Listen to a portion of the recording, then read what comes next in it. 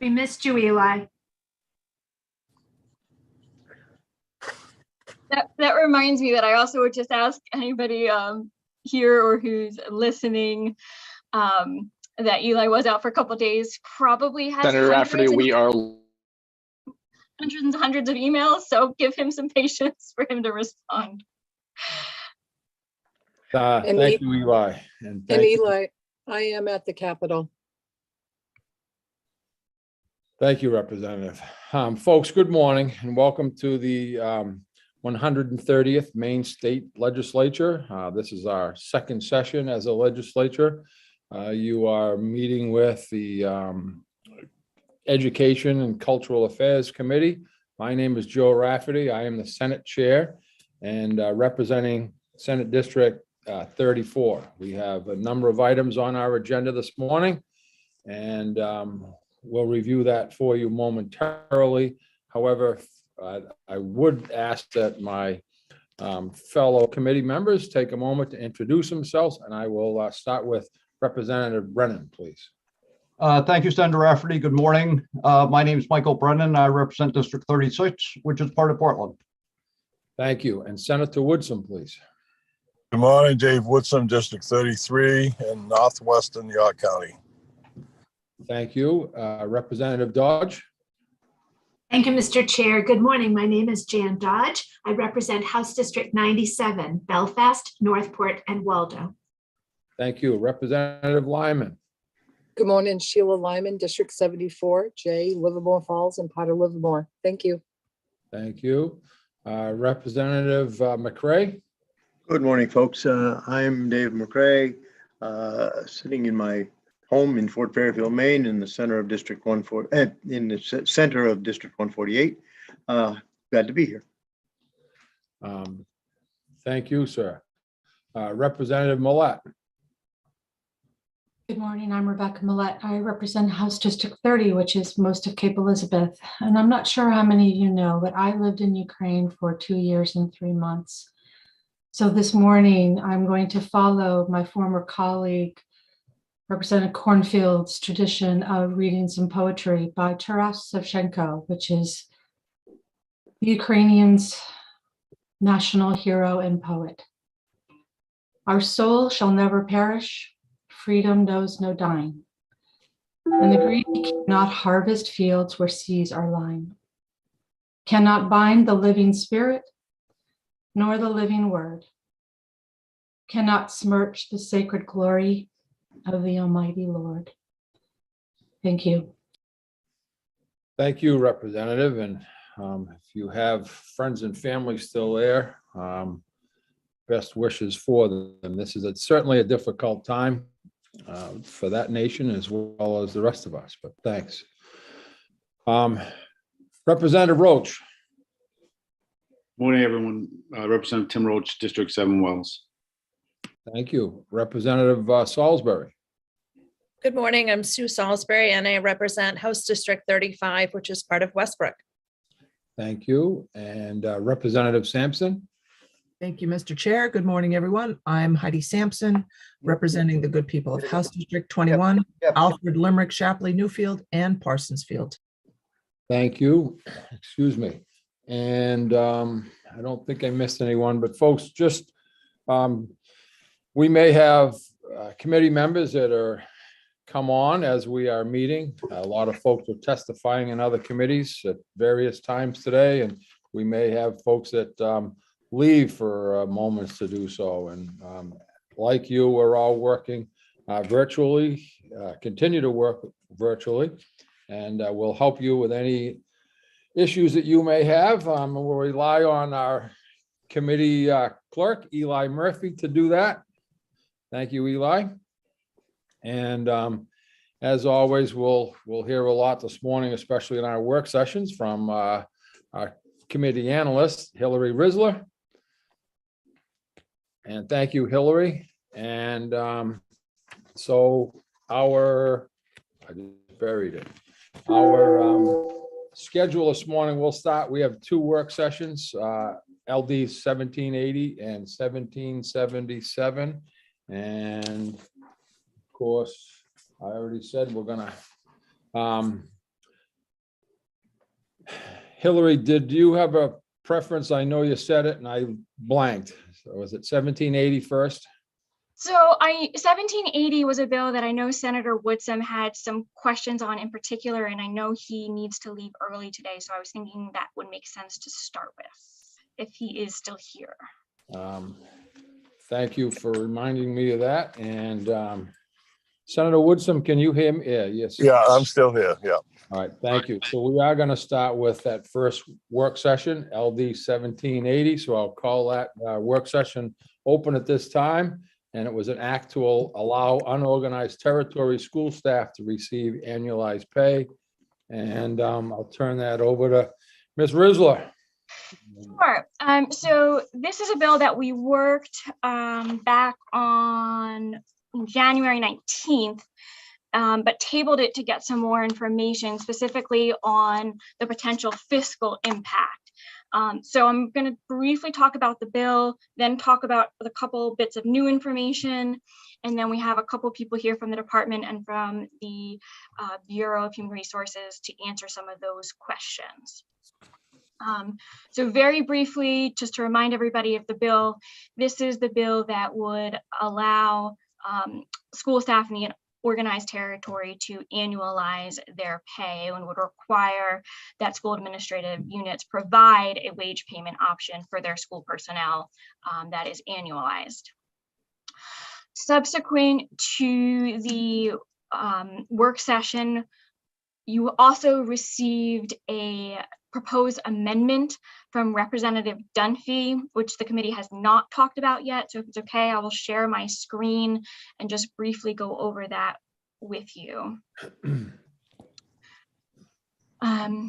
This would amend the bill to add an effective date. And my understanding from Representative Dunphy and Jeff McCabe, who was working on this bill with her on behalf of MSEA, is that the effective date would be of July 1st of 2023. And this would align with the expiration of the current contract for the school staff. And so when they started their next contract negotiations, this act would go in effect. And at that time, they would be able to start negotiating for the annualized pay as well as the corresponding benefits.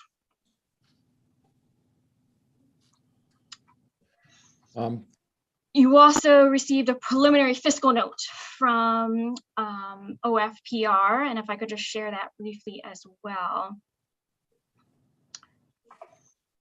This preliminary fiscal note is based on the original bill. I would note if you did move forward with the proposed amendment, it would push out the effective date until the 2023-2024 fiscal year. But the fiscal note essentially indicates that the Department of Education will require an ongoing general fund appropriation of $65,777 beginning in fiscal year 2022-23 for the increased health and dental insurance plan costs associated with the allowing certain unorganized territory school staff to choose to receive annualized pay. This is an estimate, and it is based on the assumption that 31 unorganized territory school employees would choose to receive their pay on an annualized basis. Certainly that number could be different if not that many school staff decide to do so. Currently, the employees do not receive these benefits year-round. General fund expenditures from this program are fully reimbursed by the Unorganized Territory Education and Services Fund. Therefore, there would be no net general fund impact to the state as a result of the legislation. However, the bill would result in a corresponding increase in tax collected through the Unorganized Territory Education and Services Tax, which is levied on all non-exempt real and personal property located in the Unorganized Territory Tax District, beginning in that fiscal year 2022-23, or should the committee move forward with the amendment, fiscal year 2023-24. And then this tax would reimburse the general fund for the expenditures. Any additional cost to the education in the unorganized territory program associated with programming and other administrative costs to implement the requirements of the legislation could not be determined, but would also be fully reimbursed. That being said, I have also made sure that Rich Colpitz from the Department of Education, as well as Amy Norco from the Bureau of Human Resources, are here to answer questions on the fiscal piece that I probably am not able to answer, if the committee would like me to bring them in. Sure. Thank you for doing that. In the meantime, are there any other questions relative to the amendment or the bill itself that we can get answered?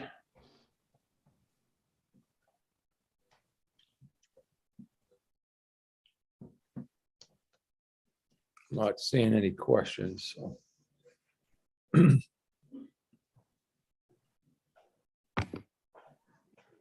Good morning, folks. Thank you for being here. I do have a question from Representative Dodge. Thank you very much, Mr. Chair. Disclaimer, I hesitate to ask this question, but feel that I must.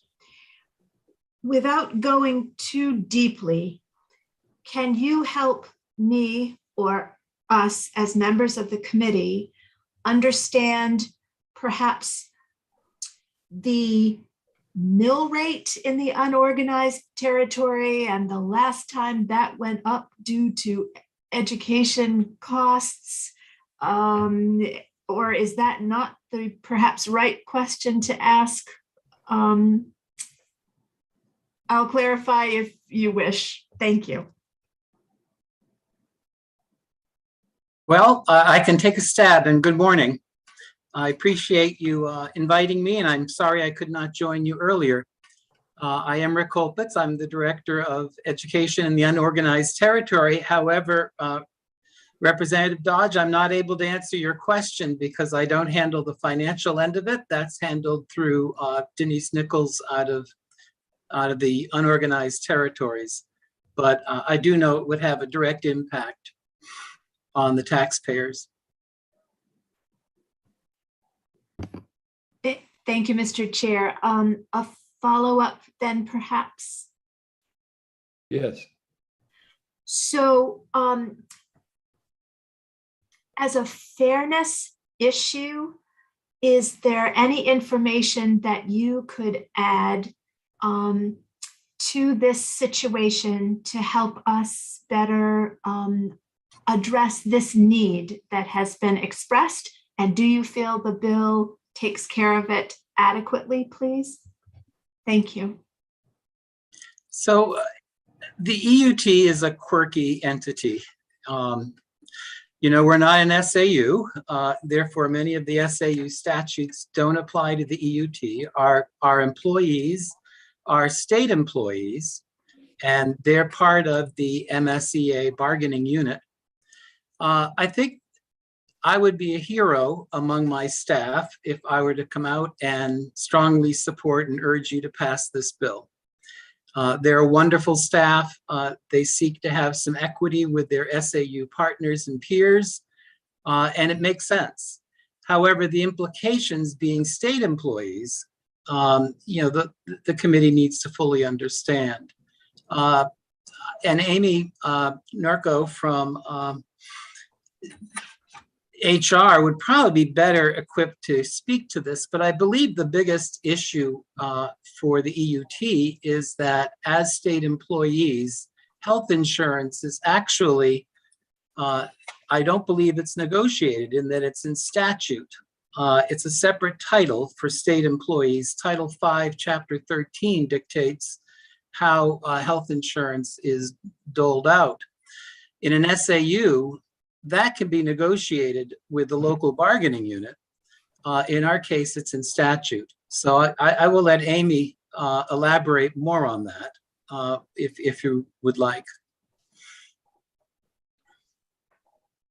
Certainly. Thank you.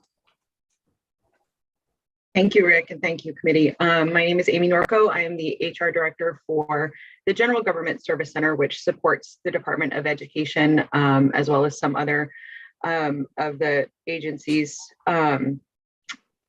Yes, Rick is correct that health insurance, those benefits are in statute, and so are offered to state employees depending on their status, full-time, part-time, and the rules there are pretty clear. I'm not sure what else I can answer for you around that, but happy to to answer what I can. Thank you. Did you have a follow-up, Representative Dodge? You good?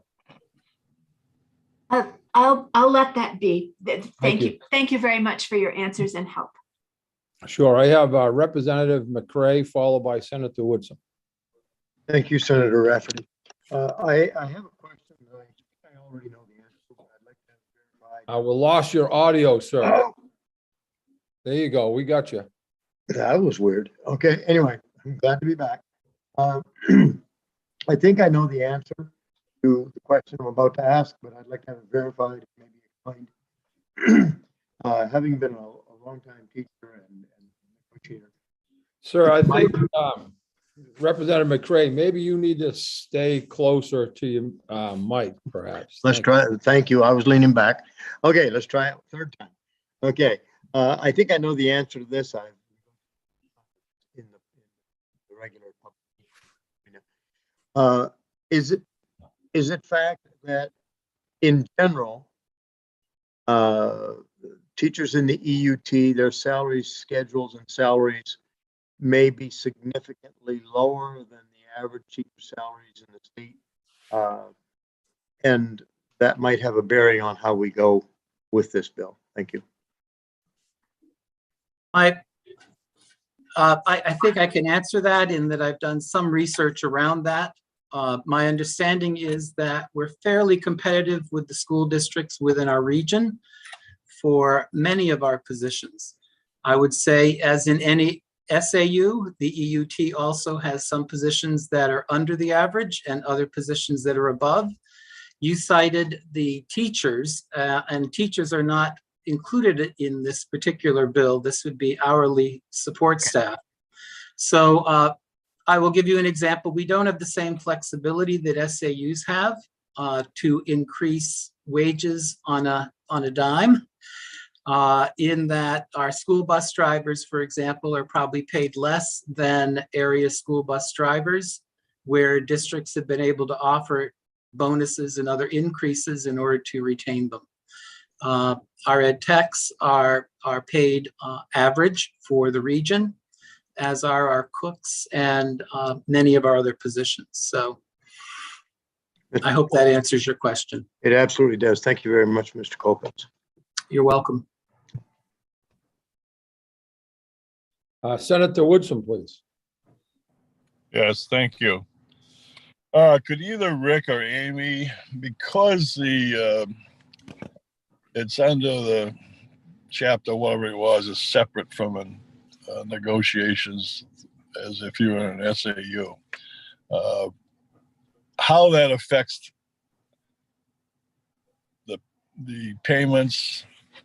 In other words, what's the main issue here? Remind me again, what is the critical issue that these people are asking for?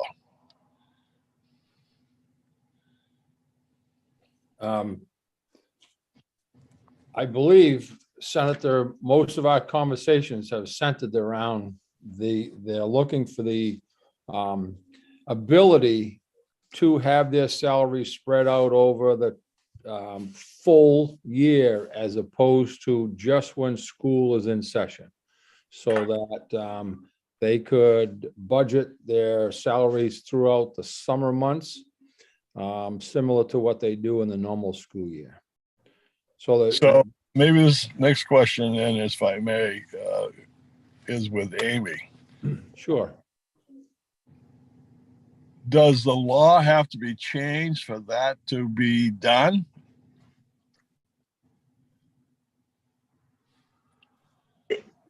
Thank you. Yes, the law would need to be changed for that to be done. Currently, statute exists for SAUs, which EUT is not one of, by written agreement to annualize pay for hourly employees. In the EUT, teachers who are salaried employees already have annualized pay, so that's a benefit that's offered to that group. The request, I believe, here is to include the EUT in the language about SAUs and annualized pay to offer that same ability to hourly staff. We currently would be prohibited under wage and hour based on when we are obligated to pay wages to hourly employees from annualizing pay for this. So I believe that this bill is meant to address that particular concern, allowing for the annualization of wages for hourly employees, and thereby making those employees who would typically be placed on a seasonal leave for the summer to maintain health insurance benefits if they choose to have them through the summer months, rather than needing to pick those up at their own expense through a program like COBRA. So are there other agencies within the state that this also could affect if this is passed? My understanding of the way that the bill language is written is that it would not, that this is adding EUT to a statute that already exists for SAUs. And so I think the language is precise in that it wouldn't be offered up to other groups of seasonal employees. Also, the seasonal employees, not seasonal, but this hourly group of employees in the EUT typically works a little more than 9 months out of the year, whereas most of the other state employees who have a seasonal designation are in places like natural resources, where they may work through the summer months at a state park or something similar. Okay, thank you. You're welcome. Representative McCray, followed by Representative Millet, please.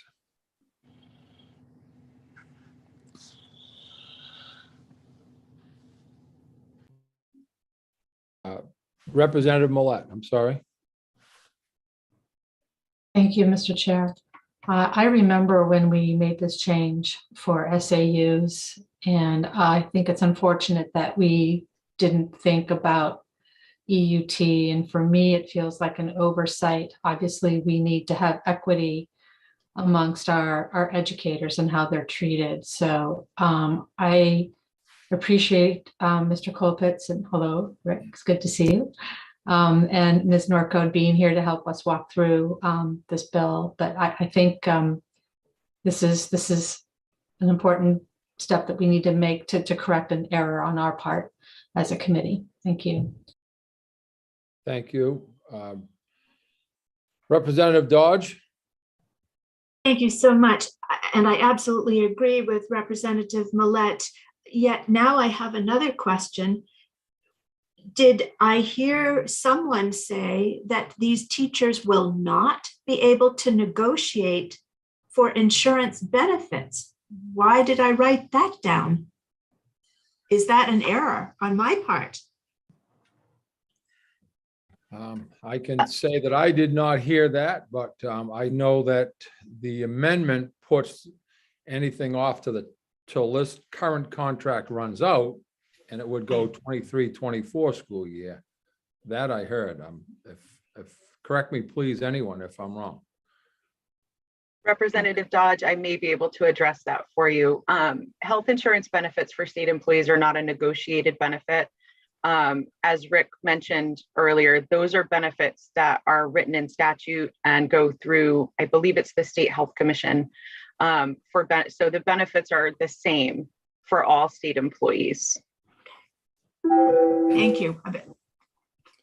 Thank you so much for that clarification. Apologies. Representative Brennan. Thank you, Senator. I just wanted to make sure, reiterate the point that Ms. Risler made, that the $65,000 number, the range could go from 0 to 65. Is that right? That the benefits that somebody, Representative Dodge referenced and that you just mentioned, because they become annualized at 12 months, they then become eligible for health insurance as state employees. And if they, for whatever reason, choose not to have those health employee benefits, then that number then varies depending on how many of those 31 employees choose to take their health benefits. That's correct? Yes, that is correct. Okay, thank you. I think I could clarify just a bit more. The employees who don't have, who aren't annualizing pay currently are eligible for health insurance benefits, Right. but their benefits end at the end of the school year currently. As to the fiscal note, there is a chance that there are some people who are not opting for health insurance benefits through the state program currently because of that ending at the end of the school year.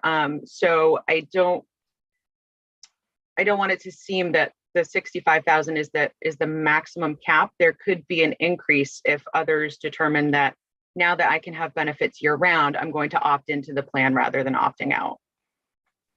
Right. And Mr. Chair, just as a quick follow-up, at the same time, somebody might have health insurance through their spouse or some other and decide not to take the benefits provided by the state.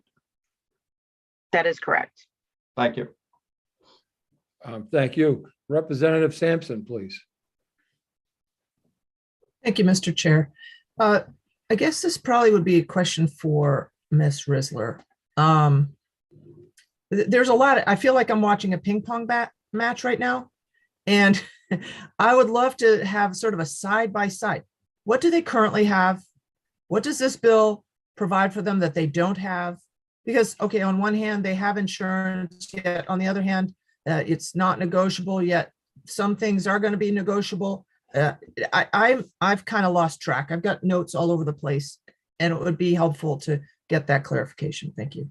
Sure, we'll see if we can do that. And Hillary, would you be able? Sure, I think it might be helpful if I pull up, and what I'm going to do is pull up the actual amended version because that has the full amount of the bill in it as well, if that's all right. Sure. So this bill, what this bill is doing is it's amending this section in Title 26 that provides the annualized pay option for employees of school administrative units. And what it does is it says that employees of a school administrative unit or a school in an organized territory who work the school year schedule may, upon written agreement between the employees and school administrative unit or the school in the unorganized territory, be paid for their work during the school year over 12 months or a shorter period. And that an agreement would mean, for example, a collective bargaining agreement. It further provides that the school administrative unit, or now in this bill, if it moved forward, a school in the unorganized territory, shall provide a wage payment option to school personnel who are paid on an hourly basis that allows these employees to be paid for their work during the school year or over 12 months or a shorter period.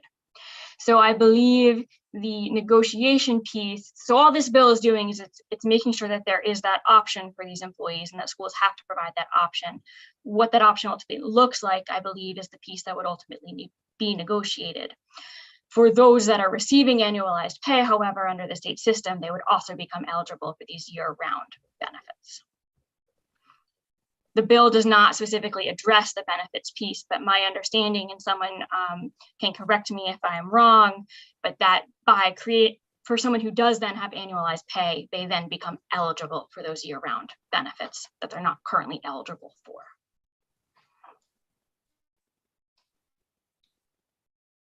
Could I have a quick follow-up, sir? Yes. Thank you. Is this something that the EUT and their whole system, is this not something that they can already do? I mean, do we have to actually pass a law to make this happen? And if so, why? So I do think I can answer that. Title 26, the section that this bill would actually amend, has a requirement, and it governs the timely and full payment of wages. And in that section, it provides that at regular intervals, not to exceed 16 days, every employer must pay in full all wages earned by each employee. So for these employees who are not working over the summer months, they can't be paid for the work they did a couple months earlier while they were working in the school district. The provision that's currently in law for school administrative employees is essentially creating an exception to that rule that you have to be paid every 2 weeks. And this would add this school staff in the unorganized territory into that exception. And that's why they cannot currently be paid annualized pay, because they currently must be paid 2 weeks after the work that they performed. Thank you. Thank you. Representative Roach. Just to clarify, or maybe if this includes, so does this include, like, so would it take someone's, because I am an ed tech, so I understand, someone's pay and say, okay, you're going to get paid, but what happens, and maybe I'm misunderstanding this altogether. If you make $20 an hour and you're getting paid, X, what to do your job during those months, now you want to spread it out over 12 months, it would have to then lower your hourly wage in order. But my worry would be then, if you lower someone's hourly wage to a certain point for maybe some of you up in those districts, I don't know your districts well, could it make it below minimum wage? Then you'd have to raise the salaries of those people in order to meet. I mean, it certainly could. I know some people shaking their heads because I do that in coaching. They lower it and they make sure it doesn't get below, but couldn't that happen? I'm sure Amy or Rick could correct me if I'm wrong. I don't think it actually lowers the hourly wage per se, but it lowers how much of your wage you are getting in each pay period. So it would lower your paycheck every 2 weeks. And I know the other complication can be sometimes employees hold multiple positions in a school and may have slightly different wages for those different positions. And so there would also be an effect there where they'd have to figure out what that pay check would be. So your hourly wage wouldn't change, but how much you receive every 2 weeks would be less. Sure, I do have a follow-up on that then. Go ahead. I wonder how the union would feel. Unions are supporting this idea behind this, because when you start changing hourly wage things, unions start to balk at this thing, and I'm just wondering how they feel. I mean, are you going to face a fight from them on this? I think it's a good thing. I'm not trying to be against it. I'm just trying to see how this all works. Thank you. And if I'm not mistaken, I think you just stated that we're affecting their hourly wage. And just to be clear, this is not impacting their hourly wage. That is a negotiable item. This could potentially impact how much you see in your paycheck. If you spread it out over the year, your paycheck could get smaller, but you're still being paid the same amount of money by hour. And I do see some hands up. Ms. Norco, do you want to address that as well, or do you have another question? If I may, please. So Representative Roach, as Ms. Reisler stated, it doesn't reduce an hourly wage. What it does is it would have potential impact to someone's take-home pay on their paycheck.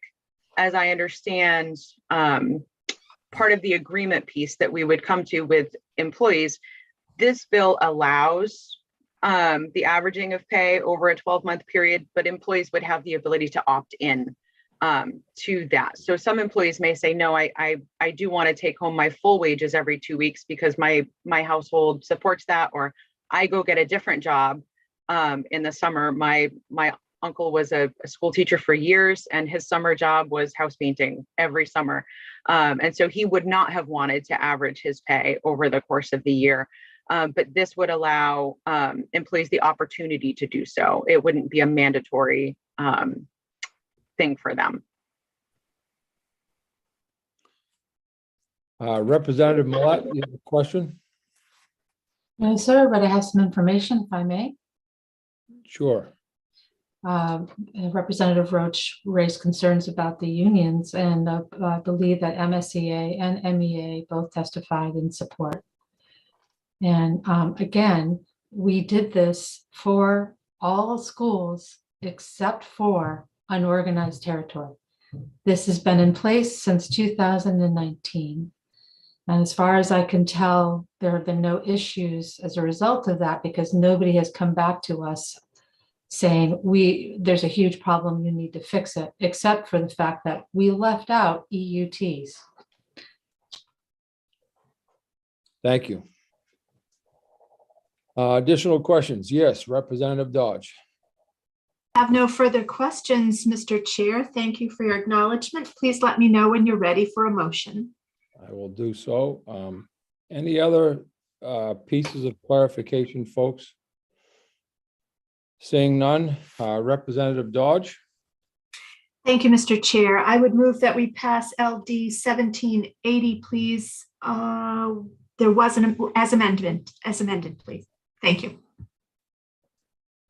and do I have a second? Representative McCray seconds that. Yes. And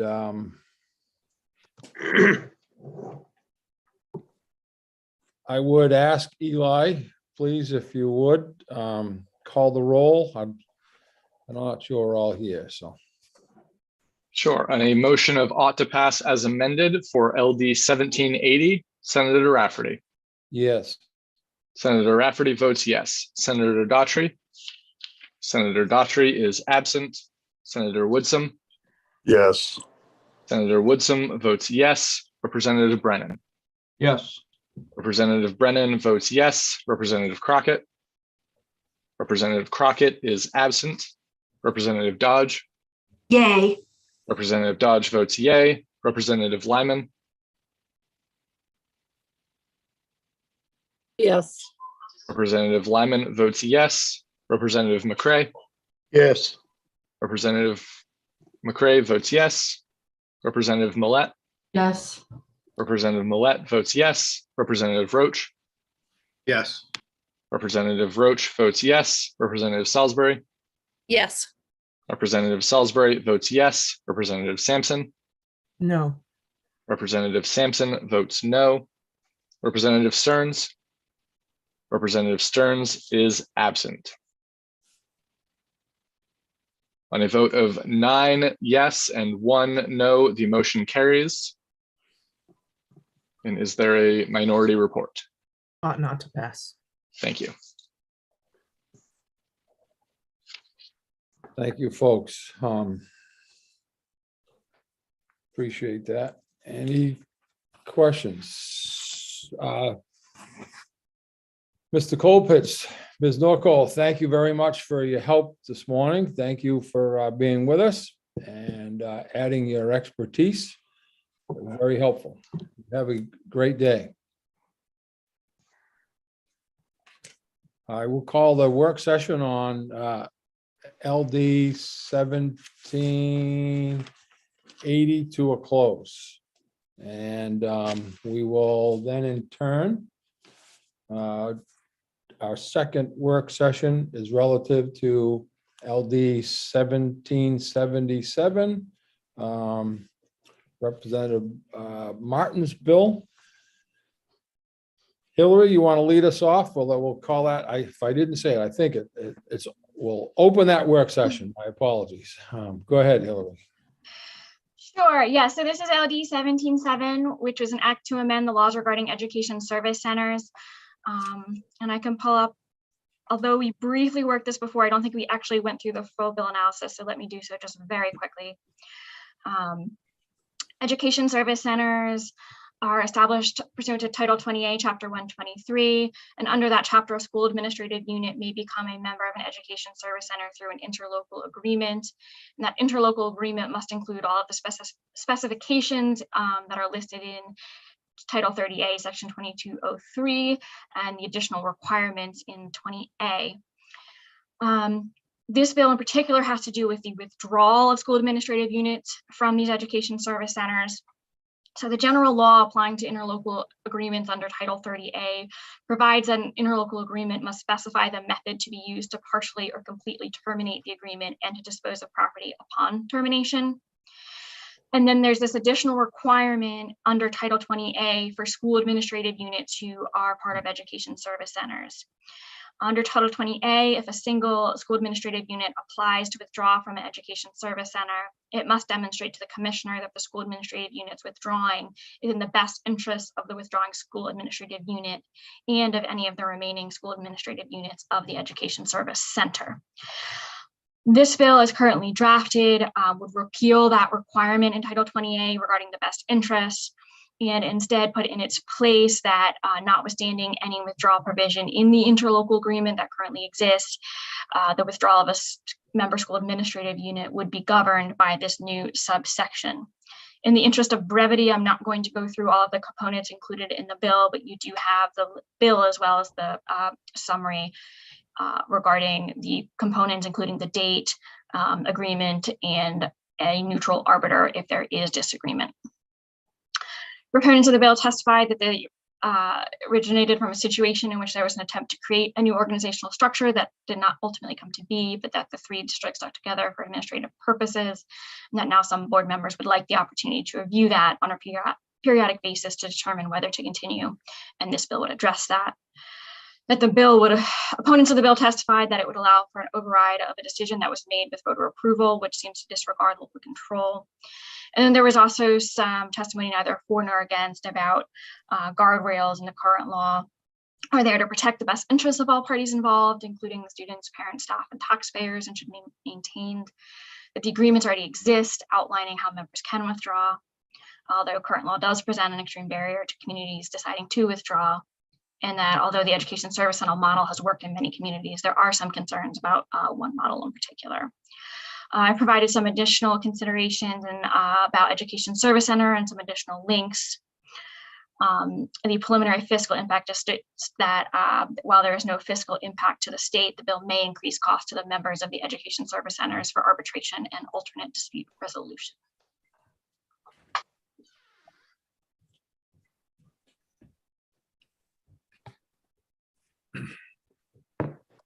Thank you, Hillary. Senator Woodson has a question. Yeah, Hillary, could you go back over the explanation that in the present bill, the present law, there can be no harm to other units, and what this change would mean? Sure, yeah, so in Title 20A, Section 3802, it provides that if a single school administrative unit wants to withdraw from one of these education service centers, they would first need to do so in the manner of the interlocal agreement. But furthermore, they would need to demonstrate to the Commissioner of Education that the school administrative withdrawing is in the best interests of both the withdrawing school district as well as those school districts that would be remaining in the education service center. This bill would get rid of that provision and create an entirely new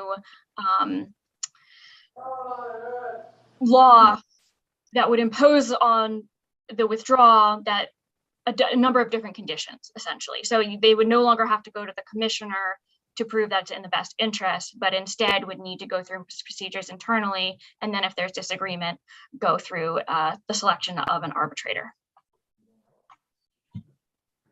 Okay, thank you. Any other questions, folks? Yes, Representative Brennan. Thank you, Senator Rafferty.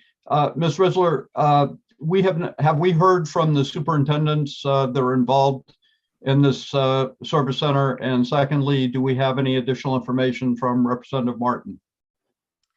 I have not received anything from Representative Martin on this bill, and to my knowledge, I have not received anything from the superintendents at this time.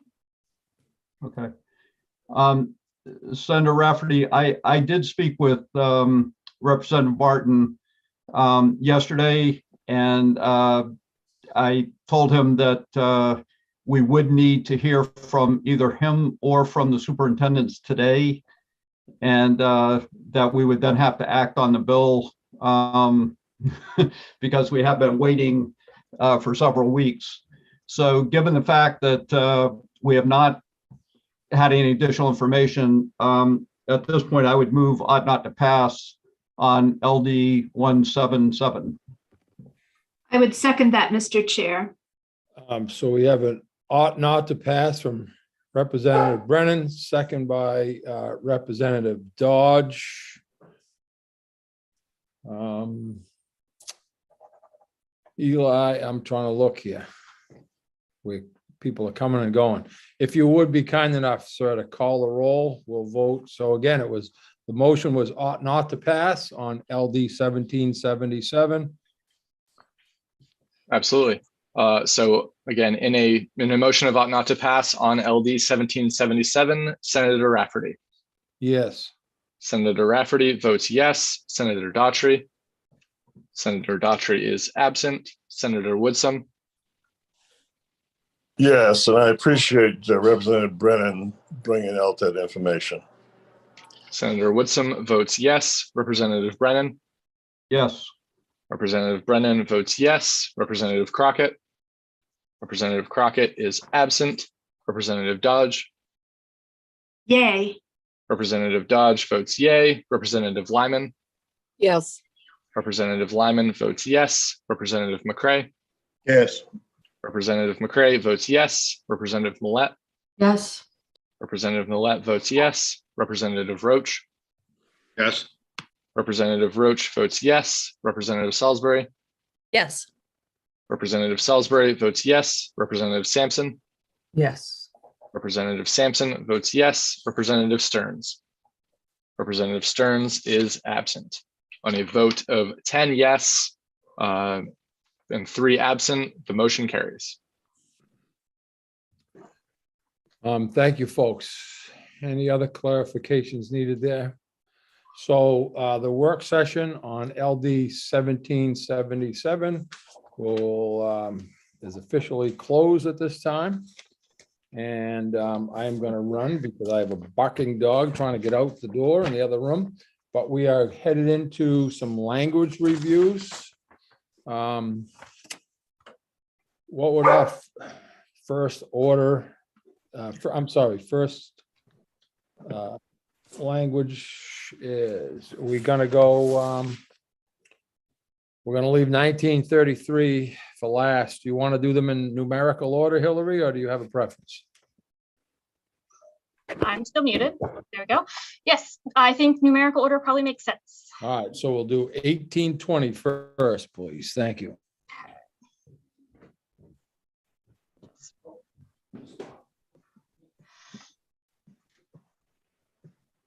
All right, so as I mentioned in my email when I sent these out, a few of these are still preliminary, so they haven't fully gone through the revisor's office and the fiscal office. So this is one of those. This is just a quick language review, and then you will see it again final before it gets reported out of the committee. But this is LD 1820, which is an act to strengthen the governance of the Maine Community College System and the University of Maine system. This was a divided report of ought to pass as amended and ought not to pass.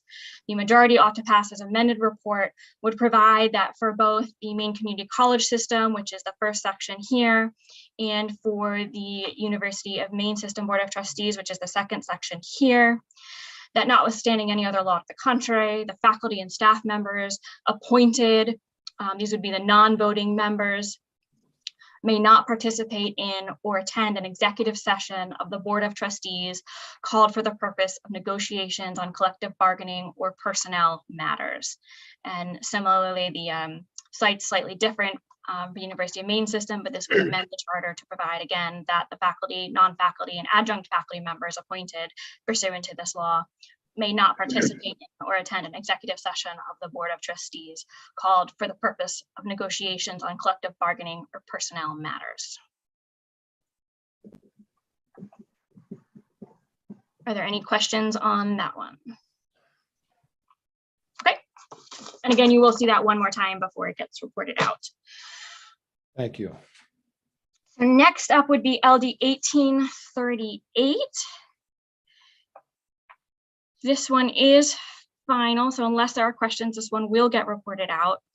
LD 1838 is an act to improve student access to post-secondary school transcripts and diplomas. And this amendment provided that language regarding the 4-year post-secondary educational institutions and 2-year post-secondary educational institutions, depending on the amounts owed, So it provides that notwithstanding any provision of law, upon the request of a current or former student, a 2-year post-secondary educational institution or 4-year post-secondary educational institution shall provide that student's transcript or diploma and may not condition the release of the transcript or diploma on agreement to a repayment plan unless the student owes a debt of $500 or more at the 2-year post-secondary institution or $2,500 or more at the 4-year post-secondary institution. It notes that if a 2-year or 4-year post-secondary institution does require a student to agree to a repayment plan under this subsection, that's of course because they would owe more than those amounts, that the institution has to provide the student the right to appeal the terms of the repayment plan, collect data on the reason for the student's request for the release of the transcript or diploma, including but not limited to a job application, a transfer to another institution, application for financial aid, pursuit of opportunities in the military, National Guard, or pursuit of other post-secondary educational opportunities. And it provides that a 2-year post-secondary educational institution or 4-year post-secondary educational institution may not require a student to make a payment on a repayment plan prior to releasing the transcript or diploma. It also adds this language here regarding a uniform policy, and it provides that both the 2-year and 4-year institutions that has more than one campus shall adopt a uniform policy on the release of student transcripts and diplomas that is consistent across all campuses. Subsections 4, 5, and 6 here were from the original bill. It's just the way this was replacing that whole section. It's still underlined, but that was all in the original bill. And then it adds this report, and it's an annual report beginning January 15th of 2023 and annually thereafter. The 2-year and 4-year institutions submit a report to the legislature, the committee, Education and Cultural Affairs Committee, on the request for the release of transcripts and diplomas. And the report must include the number of transcripts and diplomas released, disaggregated by those released to a student who owes a debt of $500 or more at the 2-year, or $2,500 or more at the 4-year institution, the number of accounts in the repayment plan and the amount still outstanding and the status of the repayment plan, and the total number of requests for transcripts and diplomas disaggregated by the reason for the request, any demographic information of the student, if known, and the nature and age of the debt owed. And the report may also include, but is not required to include, any recommendation on the amount of debt, that $500 or $2,500, under which a institution may require the student to agree to the repayment plan. The fiscal note on this bill indicates that requiring post-secondary educational institutions to release the transcript or diploma of a current or former student that owes less than $500 or more than $2,500, as I just went through, without requiring the student to agree to a repayment plan, may limit the institution's ability to collect debt owed by the student. The information by the community college system indicates that of the 8,100 accounts with transcript or diploma holds at the end of fiscal year 2020-21, half were accounts with a total student debt of less than 500. And for the university main system, they indicated that of its 10,565 accounts with holds, are for accounts with a balance of 2,500 or less. Any additional costs to the Department of Professional and Financial Regulation to implement or enforce any of the provisions are expected to be minor and absorbed within existing budgeted resources. I know I read through that probably really quickly, but are there any questions? Okay. Not seeing any hands. Next one will be a little bit shorter. This is LD 1870. And this is the act regarding the Maine School Safety Center. This is one of those amendments that reads a little difficult, but it's otherwise pretty simple. The first part of it here in paragraph G, you might recall the original bill had provided down that one of the duties of the School Safety Center was to provide, let me just quote this correctly, was one of the services that they would provide to schools was that they would provide legislation and policy recommendations and review. And it was clear that their recommendations on legislation really was for the Department of Education, not for what they were providing to the schools. So this paragraph G clarifies that and provides that the School Safety Center, one of their purposes is to advise and make recommendations to the department on policies and legislation related to the overall safety of schools and school communities. And correspondingly down at the section of the bill that talks about where what services they provide to schools. It removes that reference to legislation and replaces it with best practices, so that one of the services they provide to schools is best practices and policy recommendations and review. The other thing this amendment does, we had talked about the removing the provision that specifically talks about who the staff consists of in the center. So this strikes that provision. So instead of reading that the center staff consists of a director, assistant director, and employees, it instead replies simply that the center is responsible for providing the following services to schools. And then you'll note on the fiscal note that it does reference those positions. So it provides that the responsibilities and services of the main school safety center included in this legislation can be absorbed within existing budgeted resources through the biennium. That staffing for the center currently includes 2 limited period positions authorized through June 30, 2023, 2 limited period positions authorized through September 29th, 2023, and 1 full-time position. That 3 of the 5 positions are funded through a federal grant that ends on September 30th of 2023. Any questions on that one? No. Thank you. All right. Moving on to LD 1893.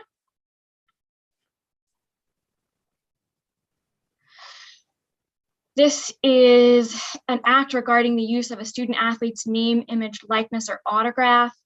The committee saw this amendment pretty much fully during the work session, but there are a couple pieces I just want to highlight for you.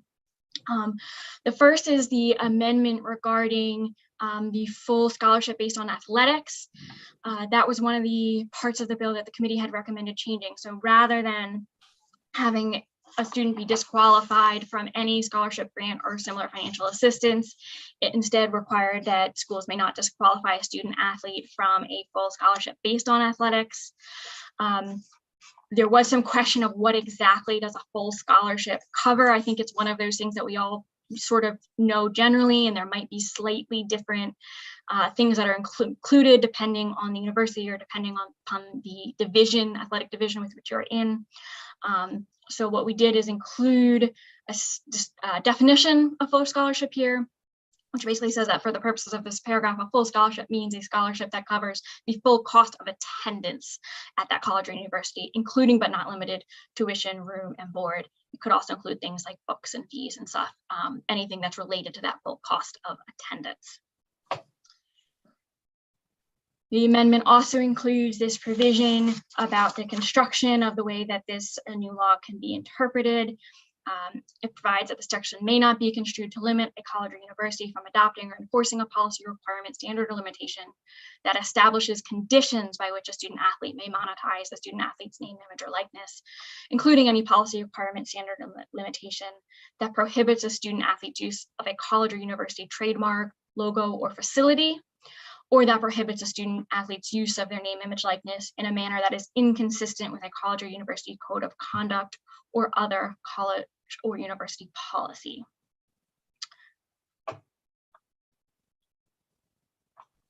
Are there any questions on that? Not seeing any. Hillary? There is no fiscal impact on I'm that bill. sorry. Representative Brennan does have a question. I think you're muted. Thanks. It's more just a clarification. This is an amendment to the amendment to the bill, right? This is an amendment to the bill. Right. But the other parts of the bill still remain in the bill. Yes, this amendment does remove that one definition of institutional contract, which was not actually used in the bill. And this amendment also removes the provision of the bill regarding the employment status, which was also removed in the original. But the other parts of the bill about allowing students to participate, to have representation, all that is still within the bill. Correct. There are no changes to those provisions. Yep. Thank you. Anything else, folks? Thank you, Hillary. Next up is LD 1924. And this is a bill that the committee actually just worked. So this is a sort of preliminary language review that you will see again. This is the bill that is an act to expand access to justice in rural Maine through legal education. And the committee may recall that I had offered that I would just work with the University of Maine system and the School of Law to finalize what those languages and exactly what we were going to call everything, because there was some concern around that. So in working with the university system, this is what we came up with. Rather than the satellite clinic of the Cumberland Legal Aid Clinic, this would establish the Rural Practice Pilot Project. So the provision reads that the University of Maine system shall establish a rural practice clinic in Aroostook County as a 3-year pilot project of the existing legal aid clinic of the University of Maine School of Law. You may recall that the University of Maine system mentioned that they're talking about some new names for that Cumberland Legal Aid Clinic, and so that's why we kept it just as the existing legal aid clinic. The other thing the committee was interested in is having a report back to the committee. This report in the 2nd and 3rd year of the pilot project. So currently drafted included in the report would be that the University of Maine system shall submit an interim report no later than January 15th of 2024 and a final report no later than January 15th of 2025. And they would submit it to not only the Education Committee, but also the Judiciary Committee and the Appropriations and Financial Affairs Matters Committee. That was a suggestion because those are committees that are also paying attention to what is happening with this rural aid clinic. The report must include, but is not limited to, the number of clients served by county by the University of Maine School of Law's Legal Aid Clinic, including through the Rural Practice Clinic pilot project, any barriers to the success of the pilot project, how the Rural Practice Clinic might be replicated in other rural areas of the state, and plans and recommendations, including any suggested legislation for the future of the Rural Practice Clinic.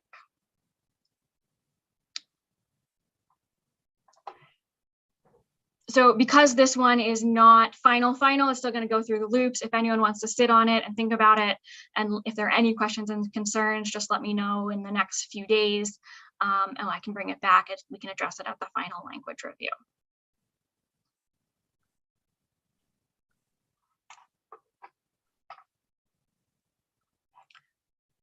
I think Senator Rafferty, you are muted. Sometimes I should be, for sure. But thank you, Hillary. There weren't any questions. So I was talking to myself, apparently. Thanks for that. So we have, is that it, Tom? So that would be it on the ones I called the easy ones. At this point, we do have language review on LD 1933, which is the State Board of Education's Chapter 115 rules. I think if it makes sense for the chairs and for the committee, what I will do is just quickly bring up my rather rough draft language review, and then the committee may want to engage in some further discussions about what you want to move forward with. I did include a couple questions specifically in my language review, but it probably makes sense to address those as you go through some of the rest of your discussions. They may be addressed by the information. I do believe we have everybody here that I was asked to have here in terms of the community college system and the Department of Education.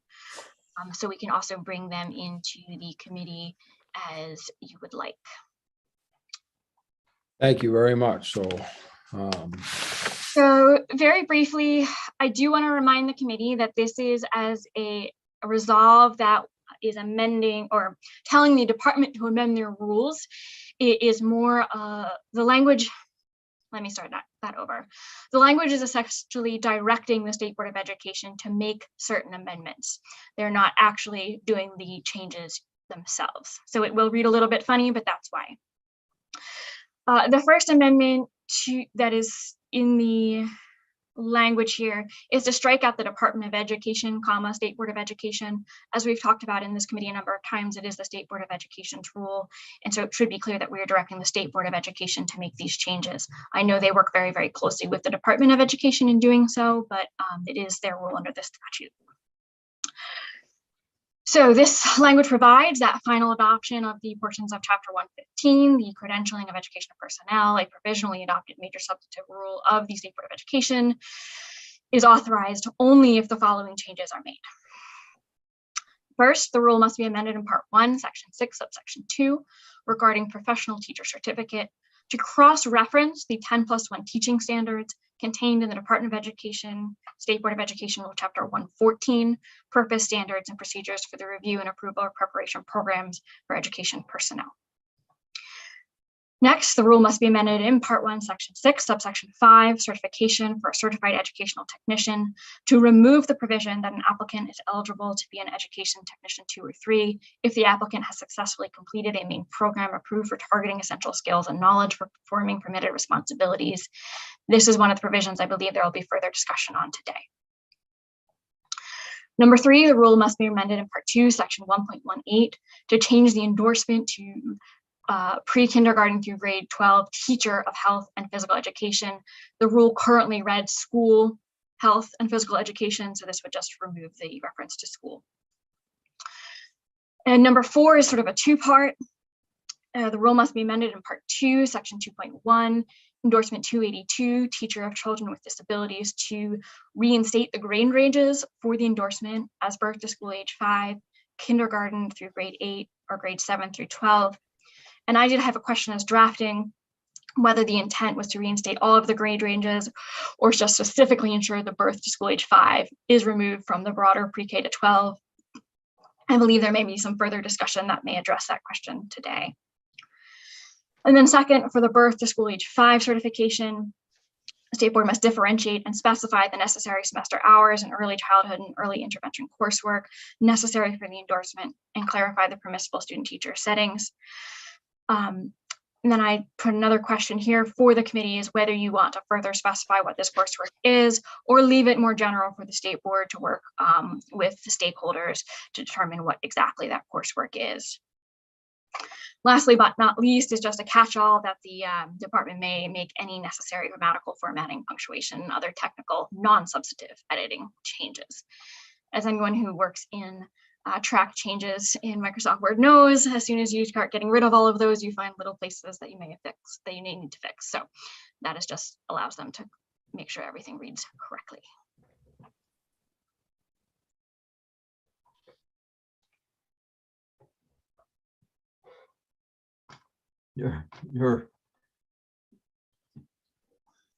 That's it. So questions, first of all. None? All right. Senator Brennan, I know we've chatted a little bit back and forth, but direction that would you like to take us in? Thank you, Senator Rafferty, and thank you, Ms. Risler, for the summary. And I do think it reflects the discussion that we had last Thursday. As Ms. Risler noted and Senator Rafferty, we've had two issues that have emerged since last Thursday. One that's been raised by the Department of Education and the second by the main community colleges. And the issue with the Department of Education is the action that we took in regards to the certification for special education. And then the community colleges were greatly concerned, deeply concerned about the action we took in regards to certifications for ed techs. So Senator Rafferty and I have asked them to be here today to discuss those concerns. And then we as a committee can decide whether or not we stand by what we did last Thursday or whether or not we choose to reconsider and make some adjustments relative to the comments that they might make. So at this point, I would ask Mr. Murphy, who is available. I know the community college that they weren't available until 10:30. Are they all here? We have, from my view, most of, if not all of the people we've invited. Is there a particular order you'd like them to go in, or? No, I'm not sure entirely who's here, but is President Degler here? Yes. All right, well, why don't we start with him, and then he can refer to or call upon people as necessary. But if we could then let in all the people from the community college, and we'll start with President Degler and go from there. And if I may, So- Eli, if you could bring in Becky Smith and Yep. Janet Sorter. Okay. And President Degler, thank you for being here today. We appreciate your concern, and we wanted to give you an opportunity to express your concern to the committee and maybe speak a little bit to the implications of the action that we took last week and why that seems to be problematic for you. Well, thank you, Representative Brennan and other members of the committee. I appreciate you taking this extra time to talk to us. Mostly, we wanted to make sure that we had honed some thought processes that weren't entirely clear or may have been a little bit misunderstood during the earlier conversation.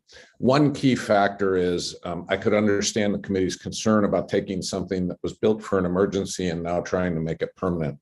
In fact, the Learning Facilitator Program has evolved over 4 years preceding the pandemic.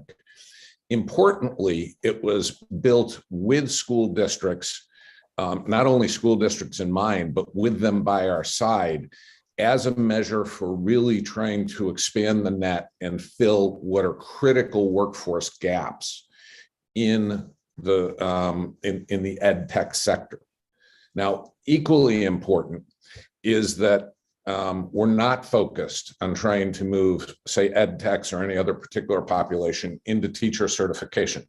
That is a problem that I think the committee and the board and the Department of Education need to address, but that's not what's happening here. This is really focused on ed tech 3s, a support vehicle in the classroom.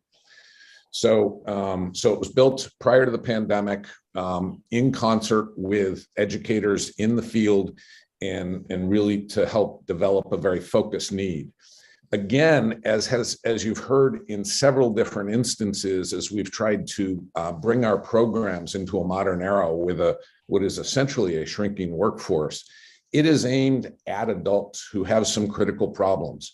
So sort of taking time off from life and going to college is not always an opportunity. So this is a work and earn program. Importantly, they don't come in qualified as ed tech 3s. They come in qualified as to have essential skills needed to participate in classroom activities, and then enter into what is built as a year-long competency-based educational system. And they work with a mentor, they work with a faculty member from the college, specifically Eastern Maine Community College, or overseen by Eastern Maine Community College, because that education program at Eastern Maine has been through an approval process that looks very much like an accreditation process. And so they have approved status within the Department of Ed to deliver this program. So when you hear those kinds of things and you think of what a college might go through to get accreditation, you're building a sense of rigor or a sense of standard built around the entire field. The apprenticeship itself is designed to target into specific markets. So the person comes in, learns in place, and then is really developing and working with an active teacher, with the faculty member, and also with an assigned mentor. And they are advancing, they are building content knowledge. Now, oftentimes, I don't have the data at hand, but oftentimes folks come to us, we have over 180,000 people in Maine with some college and no degree. Others come in as career switchers. So they come in with some basis of content knowledge, but really the learning facilitator program in its apprenticeship model is supporting that content delivery, both in terms of the knowledge of the subject area, but also the methodologies that are used to best deliver the kind of learning that's in place. And then lastly and importantly, and you mentioned some consequences with the current rules, as the committee left the last set of rules, we'd have about 150 learning facilitators who were brought in with the belief that they had a track towards EdTech 3, who would ostensibly be stranded at the end of when the 5-year certification expires for the emergency educational technician. So they would essentially have to start over.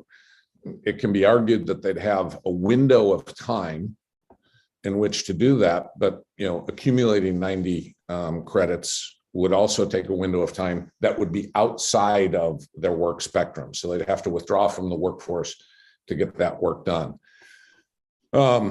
This has been supported by, it's actually been a very popular program. We have school districts that are reaching out to us and wanting to buy entire just pay for cohorts to come in and prepare learning facilitators. And so it has been very well received by the districts. It has been very well supported by the Department of Education. And what we would really like to see happen is that the learning facilitator have a track towards EdTech 3. Janet is Dr. Sorda is with us, so I'd actually encourage you, Janet, to fill in any blanks you think I may have missed. And Becky, you've been working with both the Department of Education and with this committee and with Janet and I. So I'd invite the same set of comments from Becky. But Janet? Thank you, President Degler. And Ms. Sorter, if you could just introduce yourself, and then also Ms. Smith, if you'd introduce yourself just for people who are listening to this discussion. Thank you. Janet Sorter, I'm the Vice President and Chief Academic Officer of the Maine Community College System. What I would add, when you look at this program, this is a innovative program because it's a competency-based program. It is not a seat time-based program. And you're going to see more and more competency-based programs that don't focus on the inputs, but they focus on the outputs. What have students at a high level mastered the knowledge and skills required to function in this role. For example, I would point to the University of Maine at Presque Isle, who have converted their entire curriculum to a competency-based curriculum. It is an ongoing topic of conversation across higher ed, and it is something that really is predicted to become more of a model for educating people in a kind of just in time, but also flexible way but one that also ensures, because they have to demonstrate competency, that people completing the program are competent. And it is not, some people will go through a competency-based program very quickly. Other people could take longer. It's not a focus on a uniform set of seat time for everybody, but looking at what they have learned and the alignment of what we want them to learn to the skills needed for the job at hand. And this will be a trend that will grow as we really work to address the shift in the knowledge economy. Representative Brennan. I see, President Degler, that you had your hand up. Yes, if you don't mind. I actually do. I do want to draw emphasis to something that Dr. Sorter just said. As it happens, yesterday, we had our senior leadership teams from across the system join with 2 authors, one from the Wharton School, the other from Columbia College, who have written a book. It's called The Great Upheaval. I recommend it. But we're talking about transformation in education. And the model that Dr. Sorter just mentioned was the model that they pointed to as a necessary model for future development of our workforce. So that notion of competency-based, that notion of trying to engage, especially adult learners, and capture existing experiences is critical as we look at, and Maine, of course, sits at the leading edge of this because our workforce is the oldest in the country. And so our ability to sort of really find new tools to skill up that workforce and give them very directed skills is critically important across the platform, but especially as we're talking about helping support our youngest learners. And President Degler, I don't think there's much question about the value of the program or the success of the program. I think there's been some questions raised about whether or not by achieving this status of EdTech 3, there's then a way for somebody to become certified as a teacher without necessarily completing all the requirements or the type of program that would be necessary to become a teacher. Now, Dr. Sorter, correct me if I go astray here, but I am not aware of anyone in the community college space who is advocating that a person move from EdTech 3 to teacher without additional education, or that any part of this program is a teacher preparation program as different from an educational Tech 3 preparation program. So, so there is a line there, and we are not trying to move this into a teacher preparation program. Dr. Sorter, just you're at the ground level with this, and you're working directly with the faculty. Correct anything I may have said that may have misled the committee, but no, I think you're absolutely right. What I would also add is the whole, the multiple reasons for doing this are to expand the opportunities to other populations to enter into these paraprofessional roles, to broaden the pool of people who are available to enter into these, to address the shortage, but also to then create a learning pathway that people can follow to eventually become a teacher. And what we're seeing with this program is that the students who are engaged in the learning facilitator training are continuing with their education through to complete with us at the community college, the associate degree, with our university partners to continue to work through to a bachelor's degree. So it's really fulfilling a number of challenges that Maine is facing in its paraprofessional and teacher shortages. Trying to create a broad range of alternatives for people to get on this ed path, a traditional and some non-traditional, we believe is really critical to addressing the shortage. Okay, thank you. I know Representative Millett has a question. I just wanted to ask very quickly before that. Based on your comments, I'm assuming that what had been proposed by the State Board of Education, you supported. Yes. In terms of 115, and yes. That the changes that we made, you feel compromised the 150 students that are currently in the program. Yes. Okay. So what you're asking us to do is to go back and endorse what the State Board of Education proposed, and or come up with some other language that would allow these 150 students to go forward in the program to go forward in some way. Is that is true. Okay. If you go back to the original language, I think that the 150 have their path to EdTech 3 status. If there's a reason that you can't do that, first, I'd love to understand that. But secondly, I think those 150 people came into a program with a certain expectation. I think you have a memo from me that demonstrates how that representation sort of manifested itself.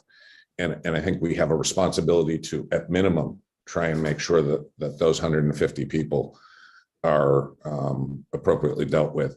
But I really think, Representative Brennan, that in an effort to try and capture a larger market, the prudent move here is to allow this program to move forward and give it an opportunity to breathe life into what is a vital shortage of ed techs. And if every one of you went back and talked to your districts, I'm guessing that you would find really significant numbers of deficiencies in terms of the ed techs that the schools are looking for to have in classroom work. And it's also, you've got a lot on your plate, and I don't want to take too much time, but we're also building the program so that we're working with populations of new Mainers. We're working with populations to try and shape existing skills and give them traction in our workforce. There's a very endearing story about a person in the program who was a teacher in another country coming in to work in a multicultural classroom in Maine, and their current job is working in, I think, in a warehouse someplace. So they're not maximizing their skill set, and we're able to begin to capture those skills and move them more appropriately and identify very specialized skills for specialized positions in the schools. Thank you. Representative Millette, you had a question.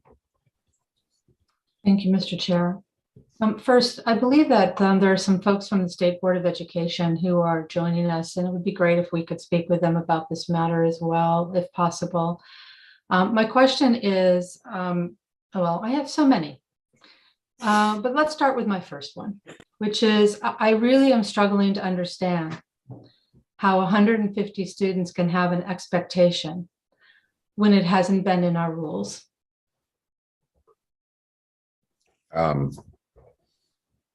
Again, the program was built over multiple years. We built it with the school districts and with the Department of Education. And you have the flyer that went out from the Department of Education. So that's how it happened. I don't right, have. But we're here talking about rules and certification. And we've had no changes in our certification proposed for a project that you've been working on for 4 years. And you say that 150 students have an expectation for something other than an emergency education technician certification, which we did put in statute last year and was authorized by the governor's emergency order. But what I'm struggling to understand is how you're saying 150 Maine Community College students have an expectation for something other than that. I take your point. The newsletter went out, and it opened the door to a lot of people who decided. I appreciate that that's uncomfortable position to be in, and I really want to make clear that I really support the concepts, the theories, the efforts that are behind this work, but I feel as if the plane is being built while it's being flown. And currently in law, we have, if you have an Ed Tech 3 certification, you can become an certified emergency teacher in law. And we can't do anything to change that right now. So here is my suggestion: to try to honor the work of the Maine Community College system, honor the work of this committee and the department and the State Board of Education, is to say, for now, we'll keep, obviously they will get certified for 5 years. That's not being stranded. You all can get together with the department and the State Board of Education and propose some new statute and some new language and comprehensively address what it is that you're trying to do. You can do that in 5 years. I have confidence. I think you can do that in a lot shorter period of time. Meanwhile, If necessary, we can keep it, the language in as an ed tech 2. If we must, I would prefer we don't. I would prefer that everybody just go back to the drawing board, do this right, get this written in a way that makes sense. And these students will still have an opportunity to progress the way that you feel it. And I do have, there were a couple of things that were said that I found a little bit weird. And that these students in this program will have to start over. Well, they must get some sort of credits for this program from the Maine Community College System. And if not, I would ask why not? Because you literally just said that UMPI has a program that's, a competency based, and they're getting credits. So you must have a way of taking the work that's happening in this 1-year program and allow them to earn credits so they don't have to start over from scratch. And again, withdraw from the workforce. The whole model of the community college system is that folks can work and can take coursework at the same time. So I kind of feel like there are things that are being said that just don't seem to hold a lot of water for me, but that is really all to the side. In terms of a path forward, we have 5 years to figure this out. I think it can be done a lot less. We have to clean up statute as it is anyways. I would welcome everybody to come together and figure out how to do that. And Mr. Chair, if I may, I would ask Ms. Alt whether she thinks that would be possible, and it addresses the concerns that have been laid before us. Thank you. Thank you, Representative Blunt. We do have multiple kind of people to hear from at this point, and so we'll try to be as orderly as we possibly can. So just for 2 seconds, I'm going to go back. We did have Ms. Smith. Did you want to add anything to what Ms. Sorter and President Degler added? No, thank you. Okay. I'm Becky Smith, by the way, Director of Government and Community Relations, just for the record. Thank you. All right, and Representative Millette, you, at this point, you'd like to hear from the State Board? Okay, and so I see that we have 2 members of the State Board, and I would ask them to introduce themselves, but I think we'll start with Ms. Alt, given the fact that you are the chair of the group with the State Board that came up with the recommendations. So if you could introduce yourself, that'd be great. Certainly. Thank you so much, Mr. Chair. And I'm honored to be among you today, and pleased that I'm joined by Tori Cornfield from the State Board as well. But my name is Wendy Alt, and as Representative Brennan said, I chair the Certification in Higher Ed Committee of the State Board of Education. Thank you. And it's always good to see the Honorable Tori Cornfield. Thank you for being with us today. Thank you very much. Nice to see you all, especially you, Mr. Degler. So President Degler, lovely to see you. Good to see you too. Thank you. Well, so Ms. Alt, would you like to comment on the discussion that we just had with the community college about the recommendations that you had made? Yes, thank you, Representative Brennan. I really appreciate the way you framed the conversation at the beginning, Representative Brennan, and I'm heartened to hear President Degler and also Janet say that they supported the recommendations that came out of the State Board of Education.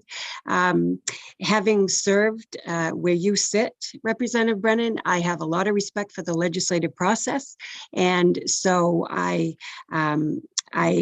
I was not privy to any of the objections on behalf of the Maine Community College system until I received this memo from Ms. Reisler, and thank you very much for forwarding that to us. So I'm very interested in listening to your deliberations, and I really appreciate the fact that you acknowledge that this is a state board rule, and so I leave it to you to make the right decisions. But just for clarification purpose, Ms. Alt, the State Board of Education, what you proposed to the committee was rules that were endorsed, that Mr. Degler is now asking us to reinstitute. Mm-hmm. Well, and in the context of what Representative Millett posed, I certainly would be open to having some sort of committee or some sort of work session to look at this in a deeper way. And I know that's not totally relevant to what you just said to me, but I neglected to address that. Okay. Ms. Corfield, did you want to add any additional comments? No, I would just say this has been a long and difficult process. Dr. Sorter was on the committee. She knew what was going on. We never heard any objections, honestly, until today when we received the memo from Hillary. And we certainly would have, we're not interested in what was your word, President Degler? What was your word for 100 people or 125 people? Stranding. Yeah, stranding. We're so not interested in stranding anyone, but I think that Representative Millett is correct that is what's in the rules, and we can certainly work on changing it, but it should be done and not in a quick process this morning, I don't think. Well, again, I just want to point out, just for members of the committee, the State Board of Education, what you proposed to us were rules that would have addressed the concerns of President Degler and the community college, and the committee overturned that recommendation. So we were actually, you were in support of the rules that President Degler is talking about, and the committee took action that was that did not support the recommendation from the state board. So I just want to make that point clear. And now Representative Dodge. Thank you, Mr. Chair.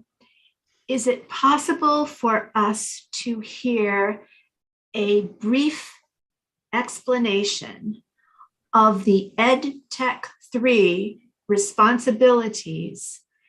If my understanding is correct, they are allowed to function under the guidance of a classroom teacher, yet they function basically by themselves in many instances with students. As a teacher, if those folks have not had adequate background beyond emergency training that we've authorized to fulfill these needs of 175 emergency certifications, we are doing a great disservice to our students. And it is that I believe our deeper questions are trying to address. Are there a couple of people who could briefly help with those specific concerns? Thank you.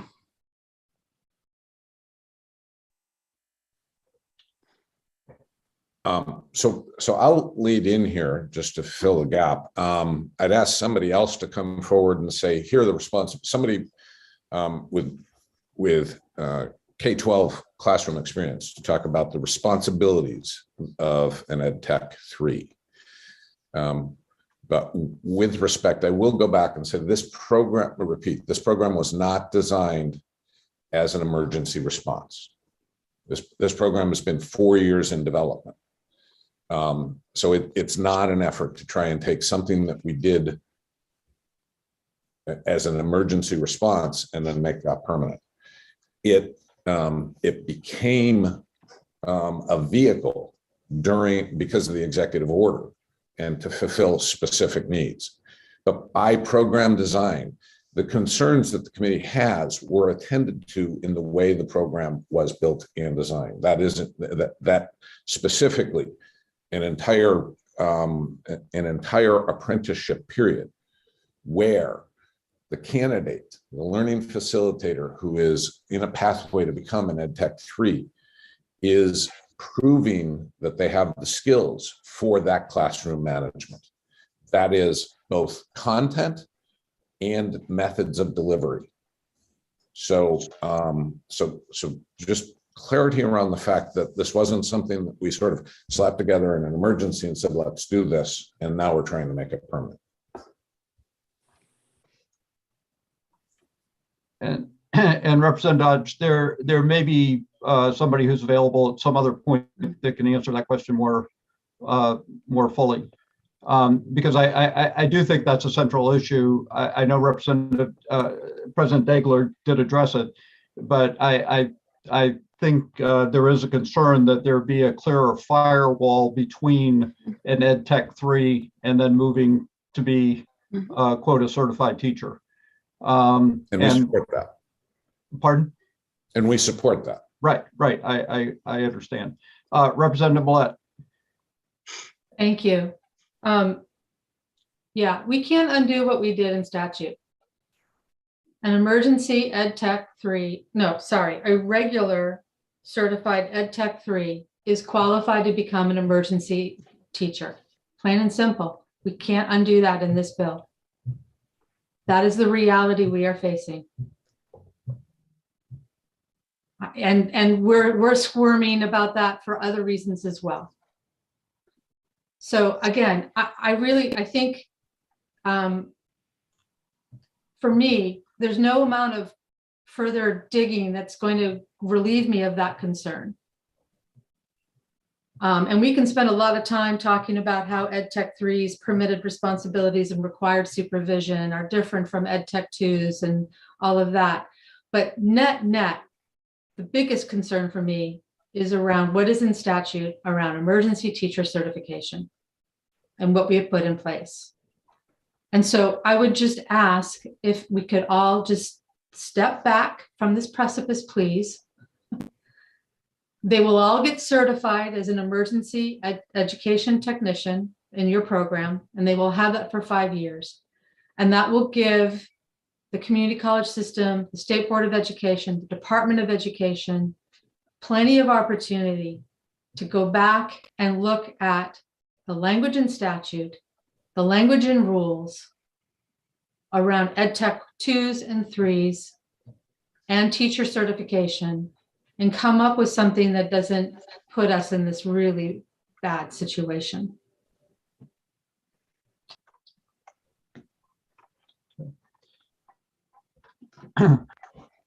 Representative Dodge. Thank you, Mr. Chair, and I apologize ahead of time for being repetitive.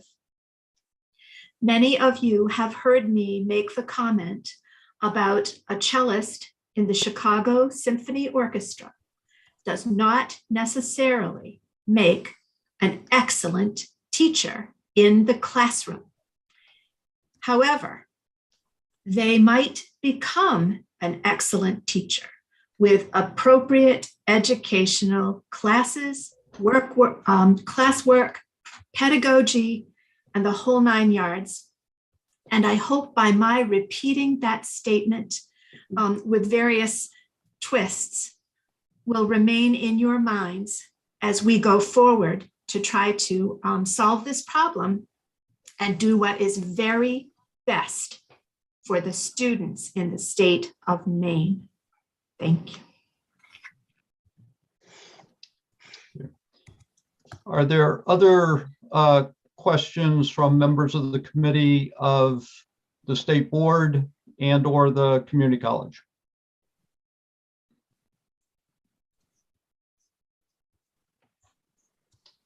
So, President Degler. No, I think we've created, or we've tried to create, the clarity that we hope the committee would have in order to make an appropriate decision. And President Degler, if we were to reconsider and to adopt the recommendation of the state board, that would address the issue of the 150 students that you're worried about in terms of being stranded. And we wouldn't be able to address the issue that Representative Millett has raised, because that's a statutory issue that we'd have to come back and deal with at some point. Agreed. Thank you. And then I would just ask quickly of Ms. Alt, did you have, I mean, the state board made this recommendation to us. So apparently you were supportive of what is being proposed by the community college at this point. I would answer that in the affirmative. Okay. All right, thank you. So any other questions from members of the committee on this particular issue? Representative Salisbury. Thank you, Mr. Chair. I would hope that if because we've gone kind of round and round a little bit about, I would hope, would it be possible for Ms. Risler or someone to just lay out exactly what it is where we're at right now? Are we starting right back from the beginning, or if we could just go over that? Sure. Good point. Good question. Ms. Risler, could you respond to Representative Salisbury? Sure. At this point, the committee amendment that was voted on at last Thursday is what the committee currently has in front of it. And that would mean on this particular issue that on page 14 of part 1, the language regarding successfully completing a main program approved for targeting essential skills and knowledge for performing permitted responsibilities, which was added in the proposed rules, would be removed. So that language would only apply for the emergency educational technician. It would not apply towards the education 2 and education technician 3. To change that, the committee would need to reconsider to make that change, to put it back in. and process-wise, Representative Salisbury, the committee would have to vote to reconsider what we voted on last Thursday. And it's a majority vote of the committee to reconsider. Perfect. Okay. Thank you very much for clarifying that for me. Okay. So at this point, I think we should move on to the second. I'm sorry, Senator Woodson, did you have a question? Yeah, Hillary, what was the vote last week? Was that unanimous, wasn't it? It was unanimous. Yeah, okay, thank you. Okay. So at this point, if we put this issue on hold for a second, and we now move to the Department of Education, and again, I'll ask Ms. Risler to summarize the action that we took in regard to certification for special education teachers. Sure, I'm happy to summarize, although I actually had a question myself after going back and listening. So I'm okay. Needing clarification. So this had to do with the Part 2, Section 2.1, Endorsement 282, which is Teacher of Children with Disabilities. Specifically, the question of the grade ranges. The question I had for the committee was whether the intent was to simply reinstate the grade ranges as they were specified in the current rule, not as proposed, but in the current rule. So that would be a birth to school age 5, kindergarten through grade 8, or grade 7 through 12. And that's how I drafted the proposed amendment. That's what I think you intended to do.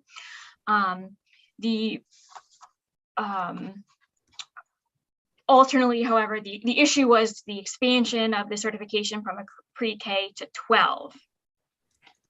And so alternately, my question was, did you want to just have a birth to 5 and then a 6 to 12? And I'm saying shaking heads, so I was right the first time. It would be to reinstate as the current rules are. Okay. Maybe, Ms. Whistler, just again, to reiterate, what was the recommendation of the state board? There we go. So the rule that was proposed to the committee was to move from the 282 certification as a birth to school age 5 certification and a pre-kindergarten through grade 12 certification. Okay. And the committee voted not to accept that recommendation and Correct. to keep the current the current I'm trying to describe it, differentiation based on grades in the certification. Correct. Okay. And that current would be the birth to school age 5, kindergarten through grade 8, or grade 7 through 12. 7 to 12. Okay, great. Representative Dodge and then Representative Millette. Thank you, Mr. Chair. Actually, I believe Representative Millette was ahead of me, but I will just quickly say that that change to 282 was the recommendation of Dr. Yardley, who I believe is at the University of Maine at Farmington, who was concerned about the grade span and including coursework in early childhood for those special educators. Am I correct in my notes on that, please? Thank you. Sorry, Representative Millette. Ms. Whistler, did you want to answer Representative Dodge's question? Sure, yes. I believe Dr. Yardley brought up 2 concerns. One was the expansion of the age range, but the other was regarding the specific coursework for that birth to 5. So there were sort of 2 separate issues there. For the purposes of today's discussion, I know Kathy Yardley is available for questions, but I also know that the department had specifically emailed Representative Brennan. I didn't know if he wanted to start with the department people. And then yeah, that was my intent, that I wanted to get to Representative Millette's question, and then the department is asked to address the committee on this issue, and that's what would be the next order of business. Representative Millette. Thank you, Mr. Chair. People keep moving around the screen. Ms. Alt, I believe, did the State Board of Education transmit a letter or email to the chairs in regards to our vote last week? Mm-hmm. Would it be possible, Mr. Chair, if that could be shared with the committee, please? And maybe Ms. Alt, if you could just summarize it for us. Thank you. The state board, yesterday we had a meeting and 100% behind the committee vote of last week, unanimous, ought to pass as amended. We support that vote. All right. So at this point, Mr. Murphy, if we could have the department representatives from the Department of Education. I believe it will be Megan Welter. Yep. And where did he go?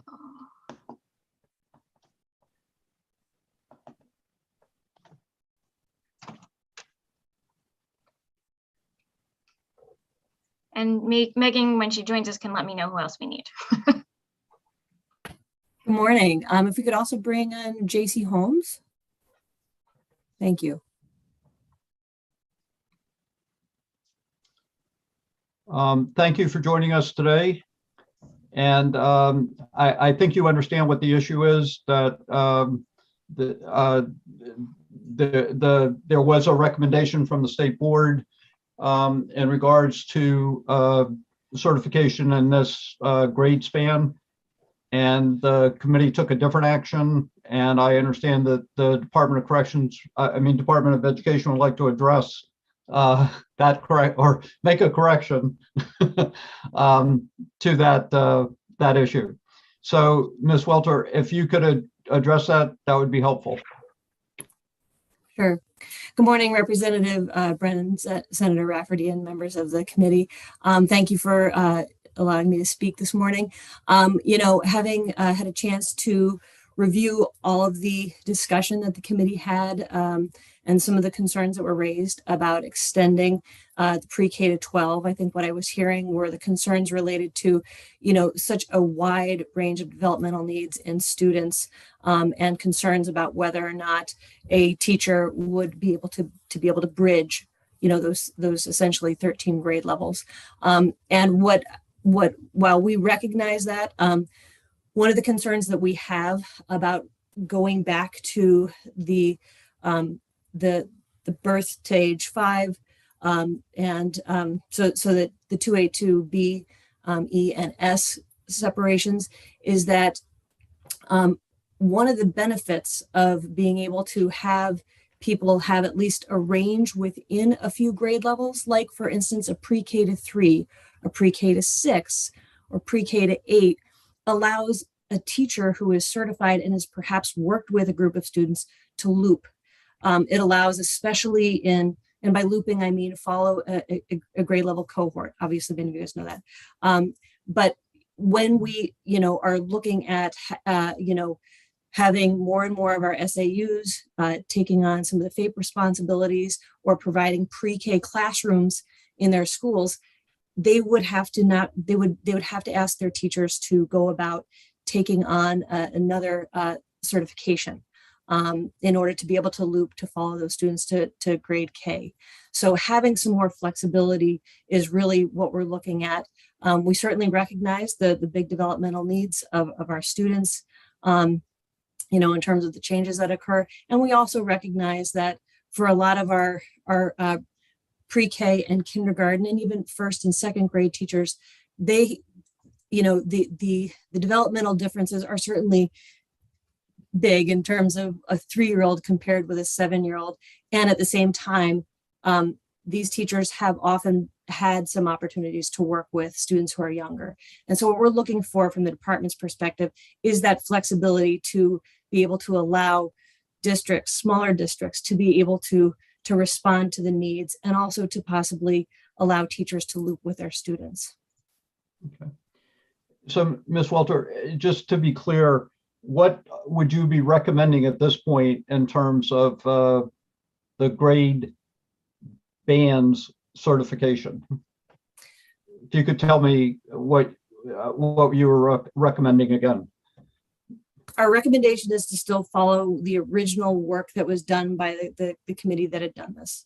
But we also recognize that, we want to try to collaborate with the members of the committee to do everything we can to come to a common understanding. And so our second option would be to go to a span, a grade level span that includes our pre-K folks up through 6th grade, and if that was not an option, at least get them down to pre-K to 3, grade 3, as opposed to age 5.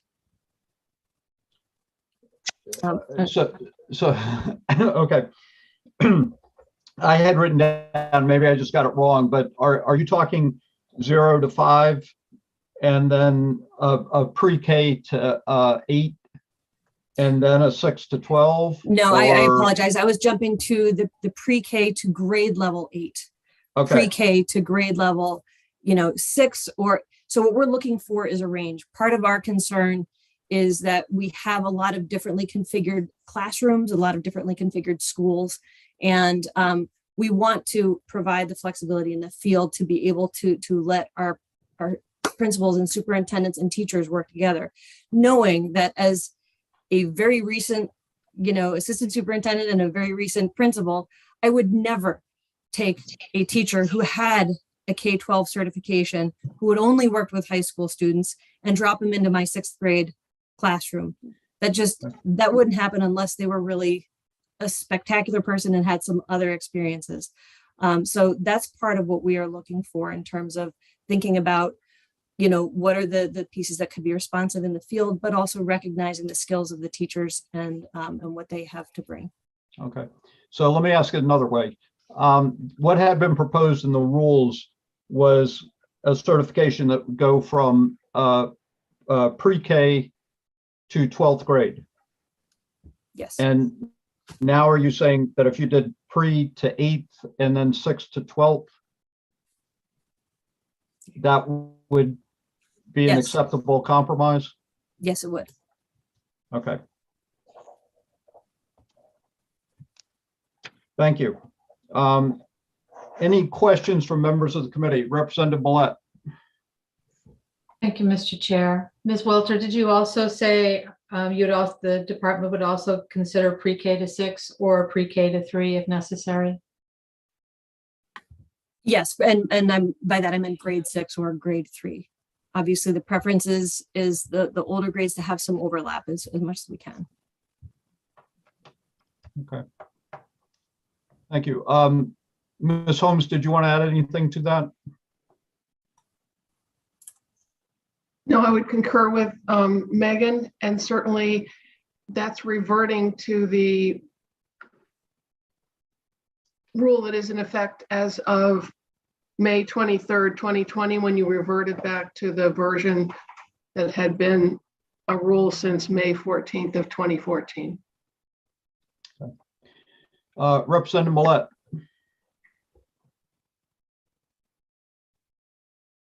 Now I have a new question. Okay. Ms. Holmes, are we looking at the current rules as amended? I'm looking at the rule that went into effect on May 23rd of 2020.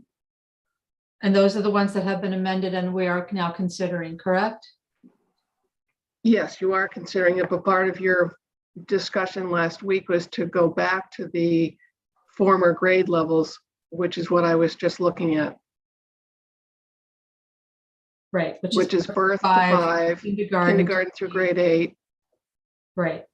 And grade 7 through grade 12. Okay, Correct. thank you. I am curious if the State Board of Education has been made aware of these proposed changes.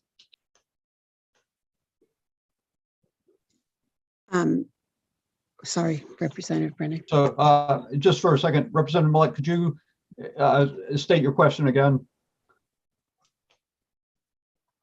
Yeah, since this is the State Board of Education rules, I'm just wondering if they were made aware of these new proposed spans for special education. Thank you. Okay. So Ms. Alt, would you like to respond to that question? Sure. Thank you, Representative Brennan. Not until I received this memo from Ms. Reisler was I aware that the department was going to be bringing this forward. In fact, last Friday, we had a legislative committee meeting and the department did not express any concern to us. I'll defer to Tori as well for her take. No, I agree with Ms. Alt. Okay. But again, just for clarification purposes, the state board in their recommendation last week to the committee did endorse the pre-K to 12 certification. Mm-hmm.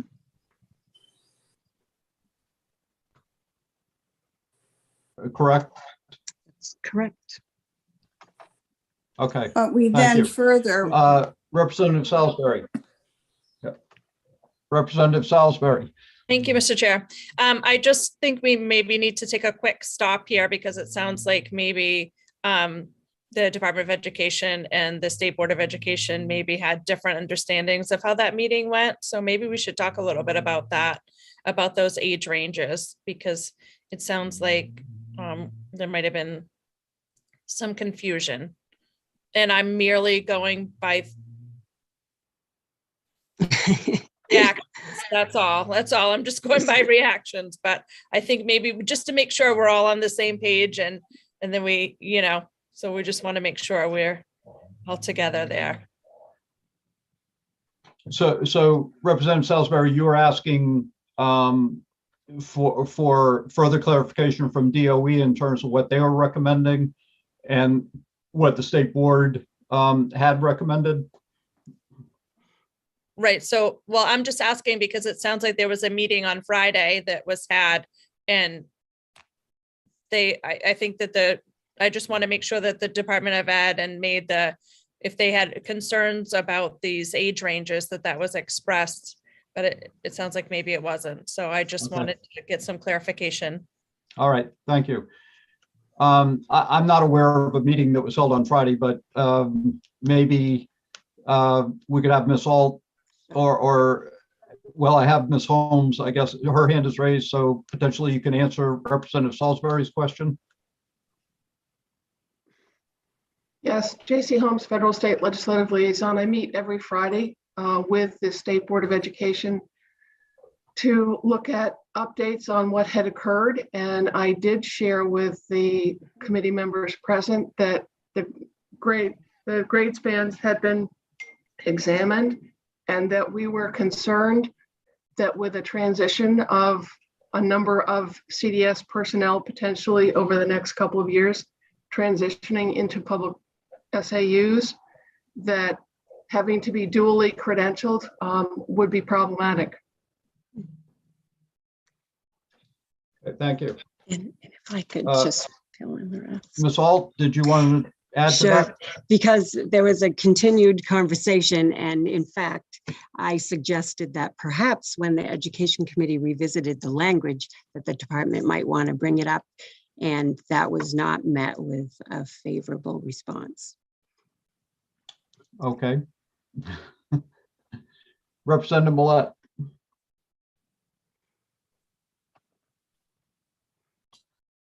Thank you, Mr. Chair. And now I have more questions.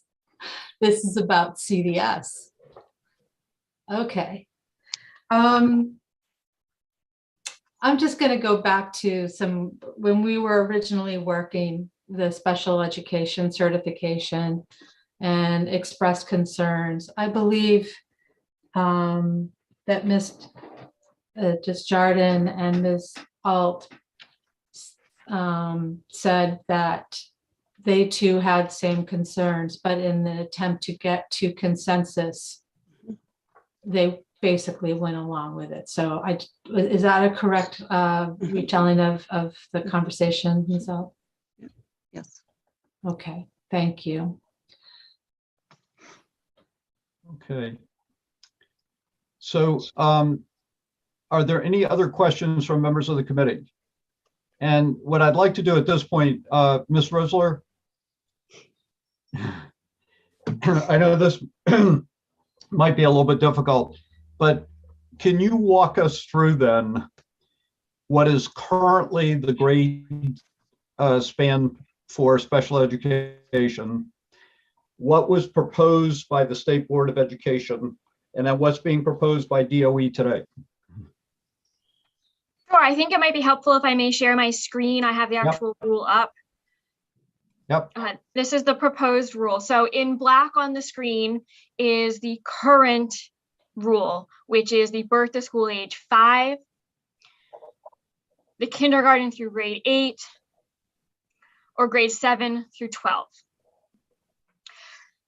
The rule as proposed to the committee originally would instead make the grade spans a birth to school age 5 and a pre-kindergarten through grade 12. Proposed during the discussion today would be either a birth to 5, a pre-K to 6, and a 6 to 12, or alternately a birth to 5, a pre-K to 3. And then we'd have to look into how the 3 to 12 would be divided. We didn't quite get into that piece. But those are sort of the 4 things that have been discussed. And if you can say again, that it was pre-K to 3. The last one was the one that Megan Welter, last but not least, would be a birth to 5. Birth to 5, yep. Pre-K to 3. Yep. But the committee has not discussed what the grades 3 to 12 split would be, whether that would be a 3 to 6, a 6 to 12, or how exactly that would break down after grade 3. So that if you want to go on that route, there would need to be a little bit more discussion about what happens between grades 3 and 12. Okay. And Ms. Walter, just for my benefit, could you explain why your proposal, how it differentiates from the current grouping? The current grouping in terms of the amended language the committee is proposing, still it holds separate the birth to 5-year-old certification from the K, breakup. And what we're looking to do is to make sure there's a pre-K option. And if it is broken up, pre-K to 6 or, and beyond, that's what we really feel like needs to happen. And Representative Milletta is right. It does have some to do with CDS. It's a consideration. It's not the entirety of it. But we do have more of our SAUs taking on the role of public preschool and taking on preschools. And if they don't have that flexibility, or if they're having to have a whole separate certification that doesn't allow any flexibility within their schools or within their program, it really limits what they can do in their schools and in their districts. All right, thank you. Senator Woodson. Yeah, I apologize. I've had to jump in and off here. Megan, so please state again, what is the preference of the education department right now? Pre-K to what? You're concerned about, you just mentioned it in the conversation, but I was looking at something else. You definitely want pre-K to what for flexibility? In my happiest place in the world right now, it would be to be the pre-K to 12 as the department had been working on. I see and hear that is a non-negotiable. And as part of what we're trying to be responsive to is to say, then what would a break be? Somebody who's recently been in a school department and has worked with a lot of teachers and, including my youngest folks, people working with our youngest learners, we're looking at a pre-K to 6 or 8 is what we're looking at for a preference. So what the pre-K to 8 gets us is that then continuation to like a 7-12 certification for special education, as opposed to trying to figure out what to do if we went with a pre-K to 3, for instance. When I'm putting up these other ideas, it really is in an effort to try to find common ground with the members of the committee. Okay, thank you very much. Thank you, Senator Wisdom. Representative Sampson. Thank you, Mr. Chair. I guess this question would be to Ms. Welter. I know we've batted this issue around, in the last session as well. Could you tell me from the most recent information at your disposal, the majority of the schools in the state, when they break them down and you have like your middle school, you have your elementary schools and you have your high schools, I would think the decision that we should land on would certainly need to be in concert with what we have in a school units. For example, what I'm getting at is if you have a teacher who has a certification to teach up to 8th grade, but can't go down to teach and say third grade, but yet they're in a school that are all together. I don't know if that exists. I'm trying to get an idea from you, if you have it or someone else. Maybe Ms. Holmes would have this information. What are the majority of the schools, how are they broken down? Are they pre-K through 6? Or are they pre-8? It's kind of like, you're going fishing. How many, what can we catch the most with? That makes sense. So I certainly JC can jump in on this if she has the information. I am not prepared with that information about what the breakdowns are throughout the entirety of the state.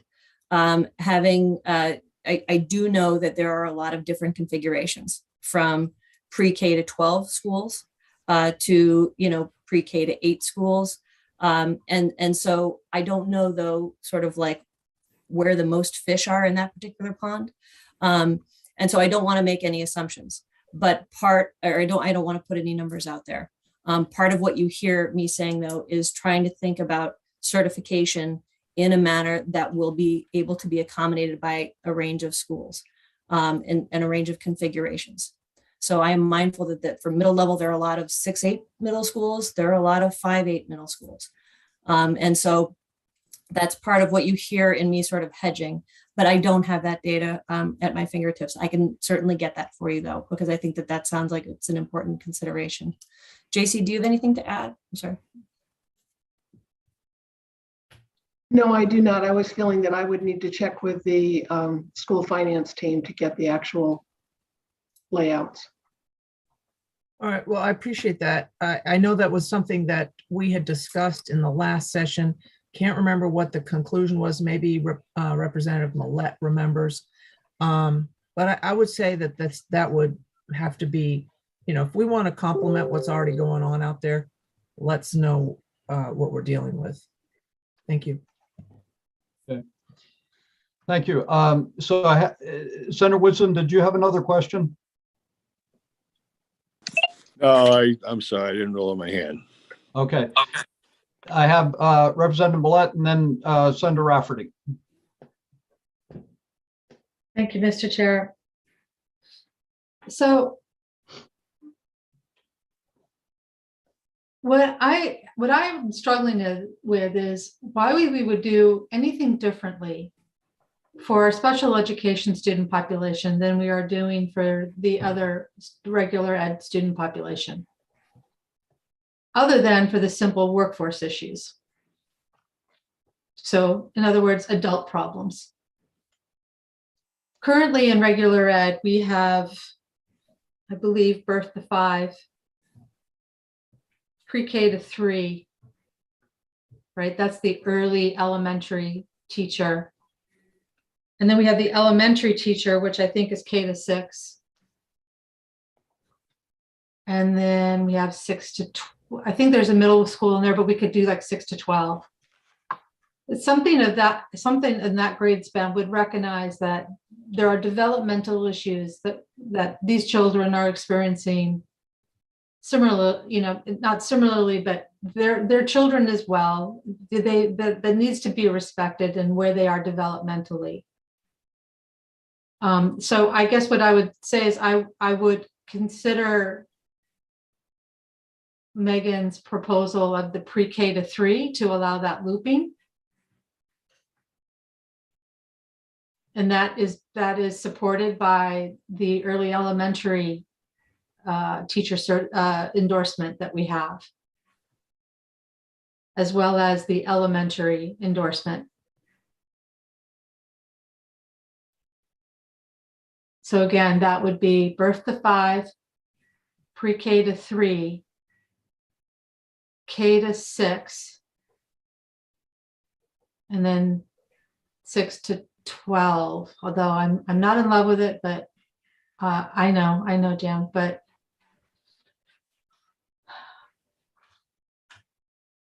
I think that's a compromise.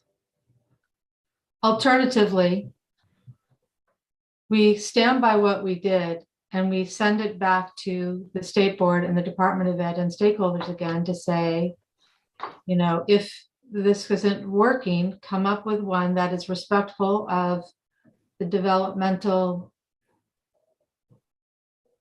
phases of children in special ed, and one that's not, pre-K to 12. Thank you very much.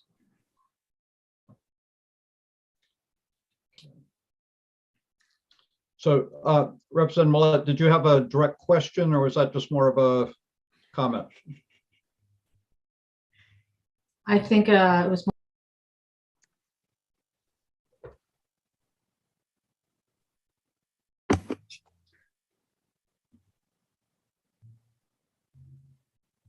I think we lost our volume. Okay, Senator Rafferty, and then I had Representative Salisbury and Representative Dodge. Thank you, Representative Brennan. And I was smart when I handed you the gavel for this one. In any case, I do get confused in regular ed and special ed when it comes to middle school. I think that's always been a problem because middle schools went from junior high to middle schools. Those grade spans are difficult. So, and even when we talk looping, if we went to a up to grade 3, I'm thinking, what about a school that has a grade 4 in the building and they're looping 3rd and 4th graders, so I'm trying to give schools some more scope. So I would be leaning, but I'm not, I don't have a specific on, like, I have to have it this way, but I'm looking at the 0 to 5 works. I think we can leave that alone personally. And I think the pre-K to 6 and then 6 to 12 allows, I don't know that there exists other than a K to 12. I mean, I think most schools today, not all, but most, there's a separation after 8th grade. So by going P to 8 and then 6 to 12, that gives all those grades abilities to loop. And I'm sure they're not looping in high schools. Just my thoughts, but thank you. Thank you, Representative Rafferty. Senator Rafferty. And just again, if you could go through that, you were basically recommending 0 to 5, K to 8, and then 6 to 12? P to 6 and then 6. Yes. PK through 8 and then 6 through 12. Okay. All right, thank you. Representative Salisbury. Thank you, Mr. Chair. I just would like to make a recommendation or a request. I'm not sure what it is at this point, but it seems that it would be logical for us to push this back onto the Department of Ed and the State Board of Education, the subject matter experts in the field that can come back to us and say, based on what we're hearing, we hear the concerns, and this is what we think would be the best thing. I think that would make me the most comfortable if they could come back to us and say, we've discussed it and we've talked, and this is what we think would be the best arrangement. And I do think it's important to take into mind the potential changes that will happen to CDS, because I think that is something that we don't know fully what the ramifications of that will be, but I think it's an important consideration in all of this. So I would feel comfortable, as opposed to us trying to rack our brains, try to fit a mold, that maybe they can come back and fill us in with something. Thanks. Well, certainly we are not lacking for different proposals at this point. So I appreciate your comment and recommendation. Ms. Risler, could you just review for the committee again, the action that we took last Thursday? We did not endorse the K through 12. So by taking the action we did, does that mean that the current grade spans would stay in effect? Correct. If the committee does not do any reconsideration today and just goes by what the vote was last Thursday, it would reinstate the current grade spans, which is the birth to 5, kindergarten to grade 8, and grade 7 to 12. Okay, thank you. Representative Dodge and then Representative Millett. Thank you, Mr. Chair. I am obviously concerned as a teacher practitioner about grade span issues. I am particularly concerned about protecting our students who are attending schools in rural districts where often choices are made to save money and utilize the widest grade spans possible under our alphabet soup of FAPE, free and appropriate public education, EPS, essential programs and services. And I just would like to remind the committee of the work, the hard work that teachers do to meet the varying needs of varying aged students. And our actions today and going forward on this issue are going to greatly impact the educations, I feel, of students in rural districts, perhaps in a negative way. Do you agree, Mr. Chair? Thank you.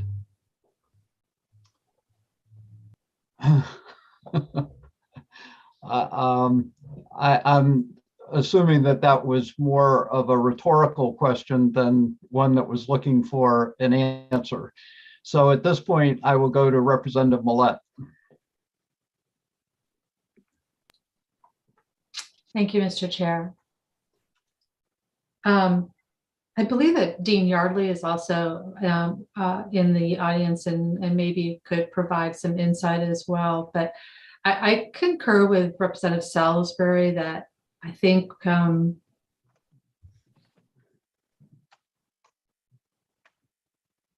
it's best handled by folks in the board and the department and other stakeholders, which leads me back to saying I still stand by the original vote that we took, which was to leave in place the standing grade spans of the special education endorsement, with the understanding that we as a committee will be dealing with CDS in the coming weeks. And there will be, hopefully, please, bill in which we can address issues like endorsements and certifications that would be necessary to support any changes we make in CDS. And that would allow for a public hearing and everybody to weigh in. So I don't see the urgency of having to use this vehicle to make changes for CDS, because we still have, as a committee, as a policy committee, have not advanced a bill to officially implement these changes. And we will have such a vehicle before us in the coming weeks. But Dean Yardley has been very deeply involved in this particular area, and I would like to hear from Dean Yardley if possible, Mr. Chair. Thank you. So Representative Millette, you would like Dean Yardley to comment on the discussion in regards to the recommendations for the grade spans? Yes, please. Okay, thank you. Dean Yardley, thank you for being here. Could you introduce yourself, please? Hi, I'm Kathy Yardley. I'm the Associate Provost and Dean of Education, Health and Rehabilitation at UMF. Okay, thank you. And I know I do have Senator Woodson and Representative Sampson. Did you have questions or is it okay if we hear from Dean Yardley first? No, go ahead. Okay.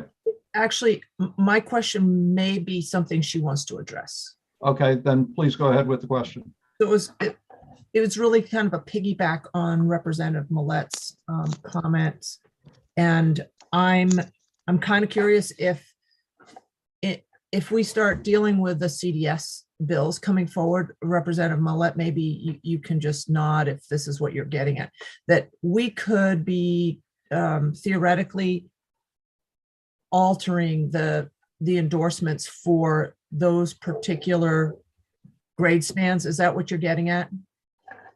And then We would have to, in unallocated language, initiate some rulemaking around these particular parameters. Okay, thanks. And then Ms. Yardley, nice to see you. Yeah, if you could just kind of speak to that, that would be helpful. Thank you. Okay, thank you.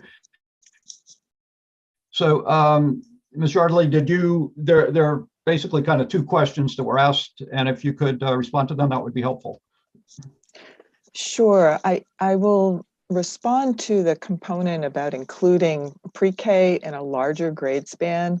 I would still be concerned about including it in a pre-K to 6 or a pre-K to 12, because I honestly believe that the early childhood years will not be addressed in full, because I don't think that's part of the curriculum now. And in talking with special education faculty, they don't necessarily have that background to address the early years and preschool and what is appropriate early intervention.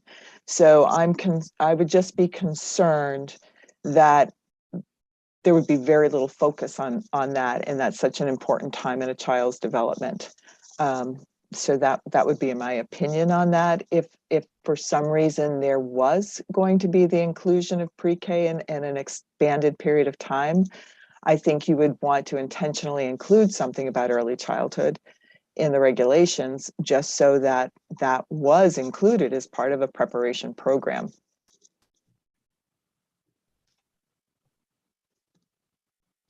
Thank you.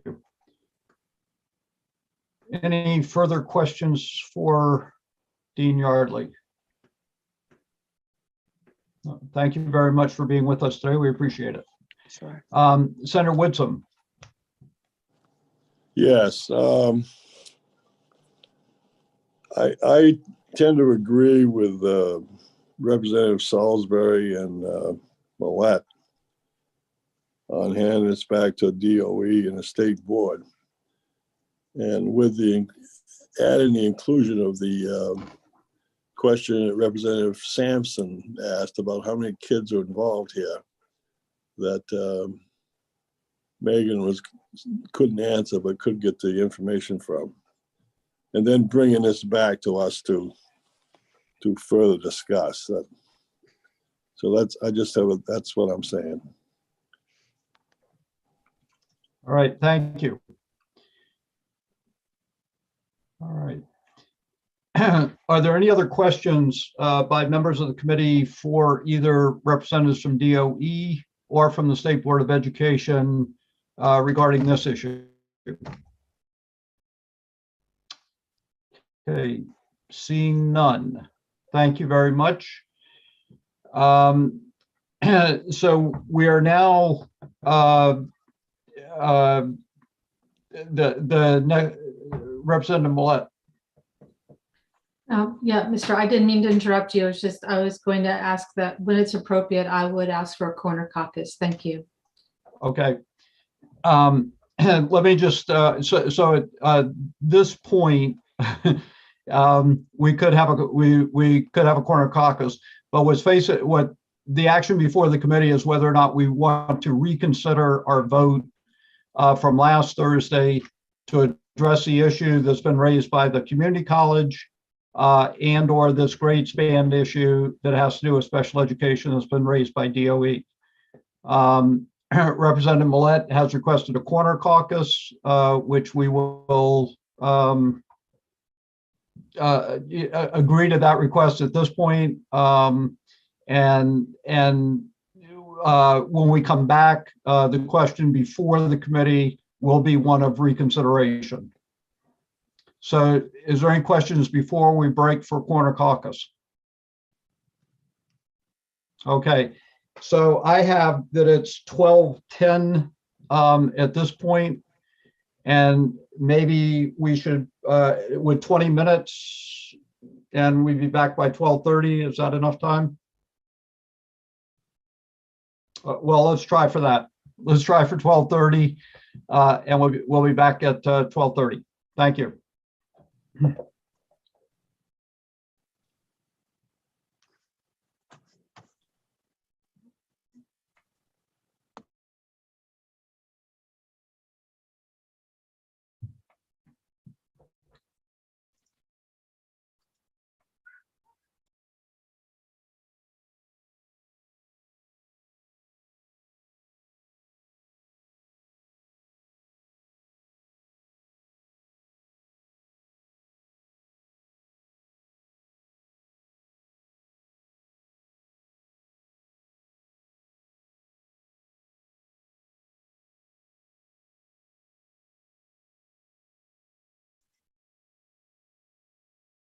If you don't mind, I'm going to go ahead and shut your video for the period of the caucus, if that's all right.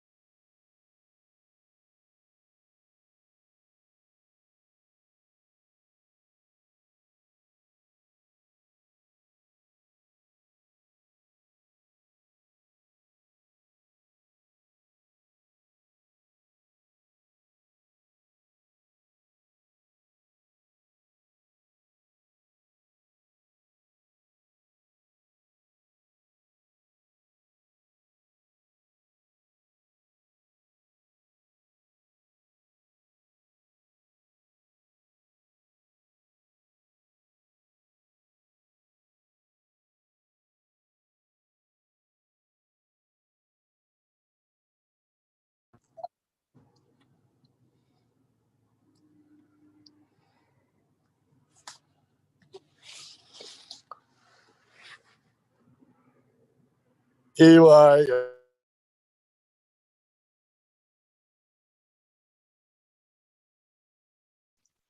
My apologies, I muted you by accident.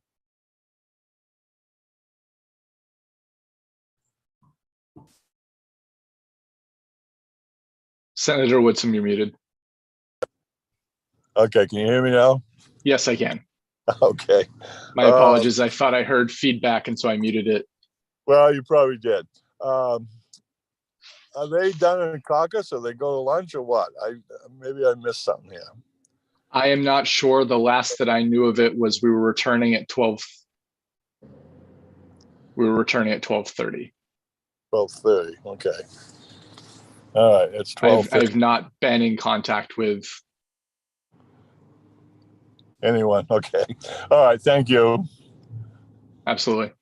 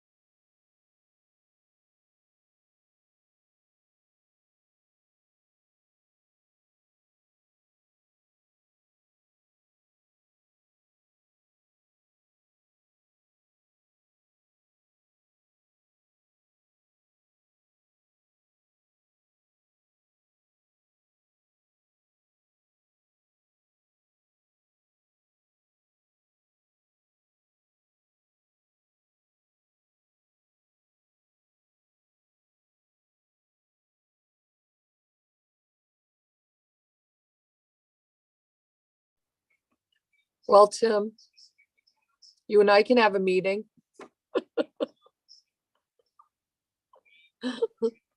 If you want to talk, we could talk. I think Paul's there, but, oh, he is there. Yeah, I saw him move his head.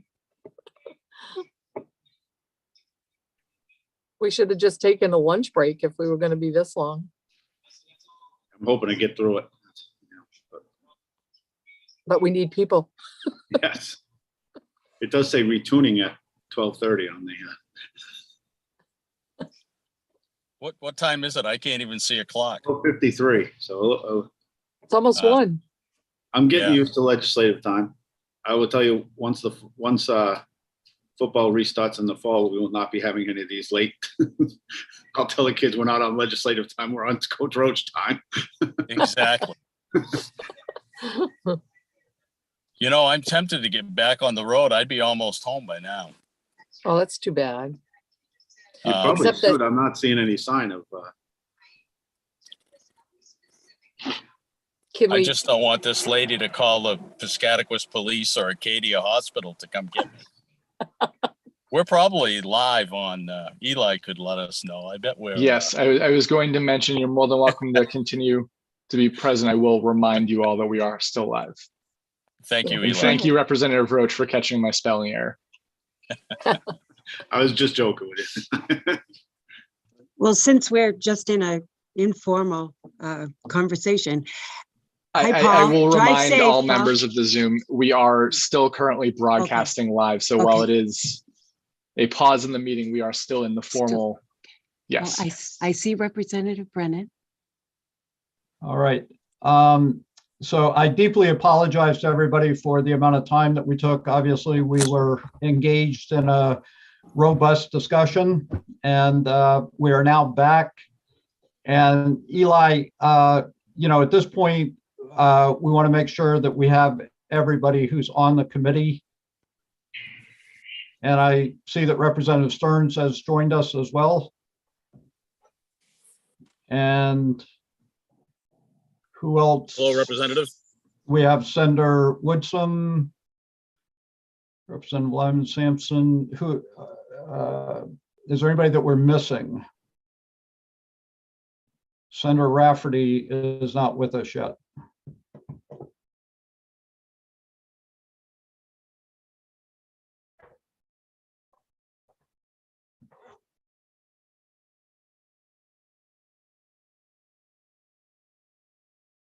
He I guess we lost him in the transition from Zooms. I believe we are also missing Representative Salisbury, if I'm not mistaken. Okay, so the two of them, maybe they ran into each other in cyberspace.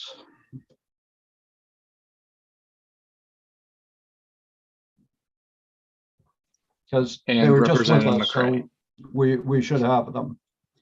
And Representative McCray, where is Correct. he? Okay.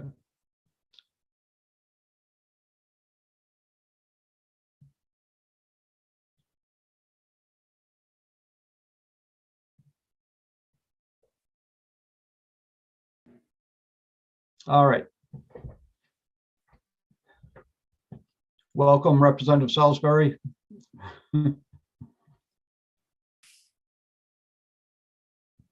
Yeah, I can unmute. We're still looking for Senator Rafferty. There. Yeah, there he is. All right. Senator Rafferty, welcome. All right, so Mr. Murphy, do we have everybody that we anticipate at this point? I believe all members, save for Representative McCray. I know that Senator Woodson was here momentarily. He may still be around. Okay. But we are all set to return to. Okay, so everybody that we expect to be here is here. Okay. So Ms. Risler, would you explain the reconsideration process at this point? Well, if the committee would like to reconsider the vote that was taken last week, the committee may vote to do so by a majority vote. Okay. And then once the reconsideration is taken, we are back to the original position of the bill.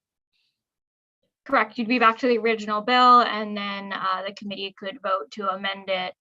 That being said, as always, as long as I understand the intent of the committee and the amendment in terms of what you're maintaining from the last vote versus a new vote, then I'll be able to draft it accordingly. Okay, great. All right, any questions before I entertain a motion? Representative Dodge. Thank you, Mr. Chair. Ms. Risler, could you please confirm the vote count that was taken at our last action on this bill, please? I believe it was an 11-0 vote. It was a unanimous vote. Reconsiderations must be done by those on the majority. Since this is a unanimous, it would be all of you. Thank you very much. Representative Stearns. You're muted. Yeah. Thank you, Mr. Chair. My apologies. I was rocketing through T4R11 listening to the conversation. If you would entertain a couple of points. One, there was an enormous amount of preliminary work done on this with over 60 meetings with the state board, resulting in the pre-K 12 designation, I believe. Our committee chose to alter that with our last vote. And yet here we are back again with language review, proposing to alter that yet once again. You know, my stance on that was I had to hold my breath and my nose a little bit to have our committee in a short amount of time change what had taken years, literally months and months and months for the state school board to come to a conclusion. So I don't think we should reconsider this. And in regard to rural schools, it isn't a matter of money. It's a matter of practicality. We, in a small school, we may have 9 kindergartners or pre-K people, 3 of which are special ed. The next year, there might be 5 pre-K students, none of which are special ed. to have the flexibility of moving a person who works with kindergartners or first graders down into that pre-K realm and back out again, gives someone a job. Without that job stability, it's very hard to hire someone for 1 or 2 students for a few months if needed. So I would, from a rural perspective, still doing well by students, I would keep the categories as broad as possible, and I would hope we will stay with the vote that we had last week. Thank you. Okay. And Representative Stearns, I know you are not able to be with us all morning, but there have been 2 issues for discussion. One is in regards to the community college, and the second issue was in regards to the special education grade spans. And there was concern from the community colleges in terms of what we did in regards to ed techs and the impact that that would have on students. And then there was the second issue about the grade span, and the Department of Education was concerned about that. So at least at this point, if we were to reconsider, it would be relative to those 2 issues. Okay, thank you. I didn't catch much of the community college conversation at all, and I won't expect you to indulge me by bringing me up to speed. I'll rely on my colleagues. Thank you. Okay, all right. Mr. Murphy. As a point of information, the final vote on LD 1933, including 2 absentee votes, was 13 ought to pass as amended. Thank you.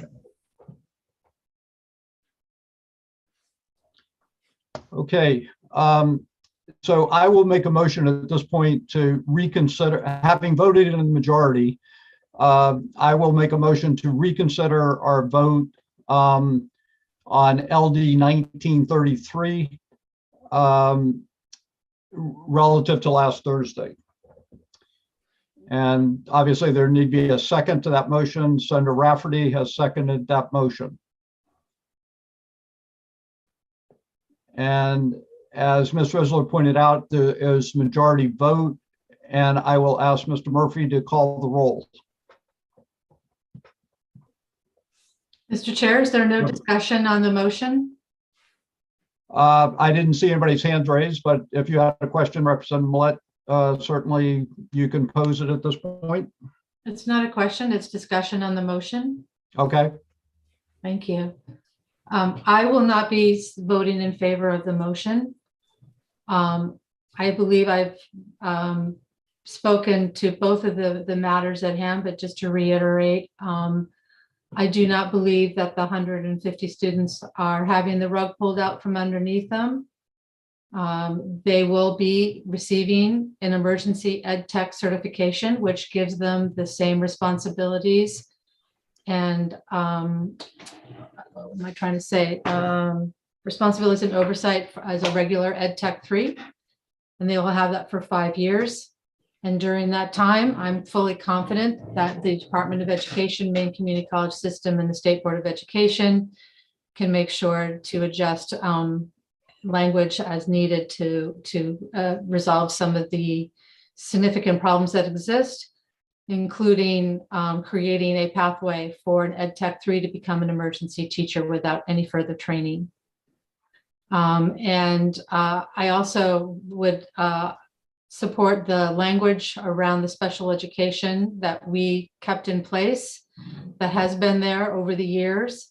And if there are issues related to that, as it's involved with CDS changes, I'm certain that we will be having those conversations when we bring up CDS. So at this time, I believe that our original 13-0 vote was the correct one, and I will not be supporting the motion. Thank you. Thank you, Representative Millett. Any other questions? Representative Sampson. Thank you, Mr. Chair. I'm going to say I agree with Representative Millett.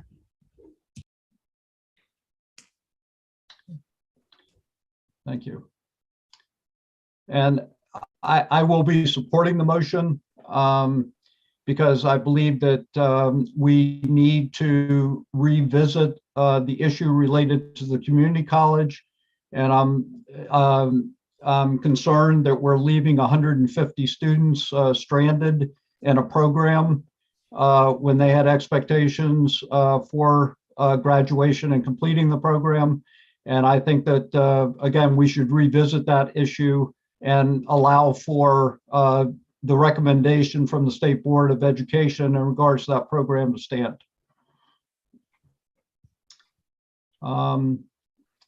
Any other comments? Senator Rafferty?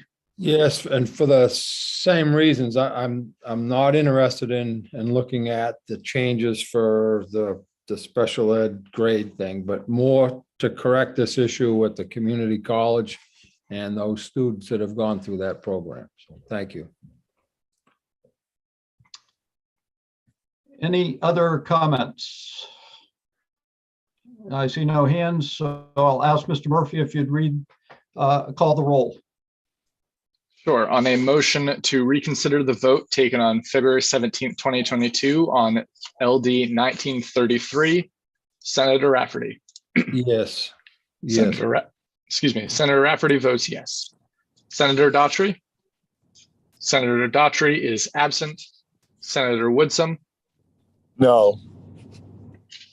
Senator Woodsum, are you able to activate your camera for a vote? I do need to be able to see you and hear you. Thank you. No. Senator Woodsum votes no. Representative Brennan? Yes. Representative Brennan votes yes. Representative Crockett? Representative Crockett is absent. Representative Dodge? Nay. Representative Dodge votes nay. Representative Lyman? No. Representative Lyman votes no. Representative McCray? Representative McCray is absent. Representative Millette? No. Representative Millette votes no. Representative Roach? No. Representative Roach votes no. Representative Salisbury? No. Representative Salisbury votes no. Representative Sampson? No. Representative Sampson votes no. Representative Stearns? No. Representative Stearns votes no. And a vote or an account of 2 for the motion and 8 against, the motion does not pass. Thank you. That concludes our work on LD 1933.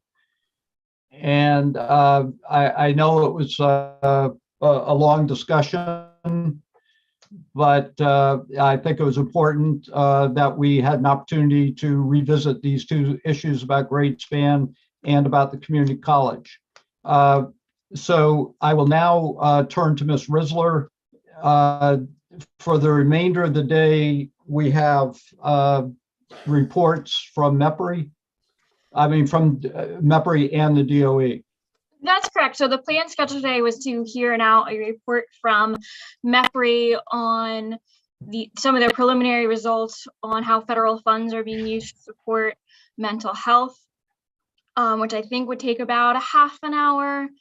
And then we had about an hour's worth of presentations from the Department of Education on 4 of their reports, if the chairs would like to still move forward with all of that. Okay. So maybe before we jump into that, I'll ask Senator Rafferty, should we take a 10-minute break and come back before we start on the reports? I'll go 15, sir. 15, all right. I got a dog I got right. outside, and so it is 10.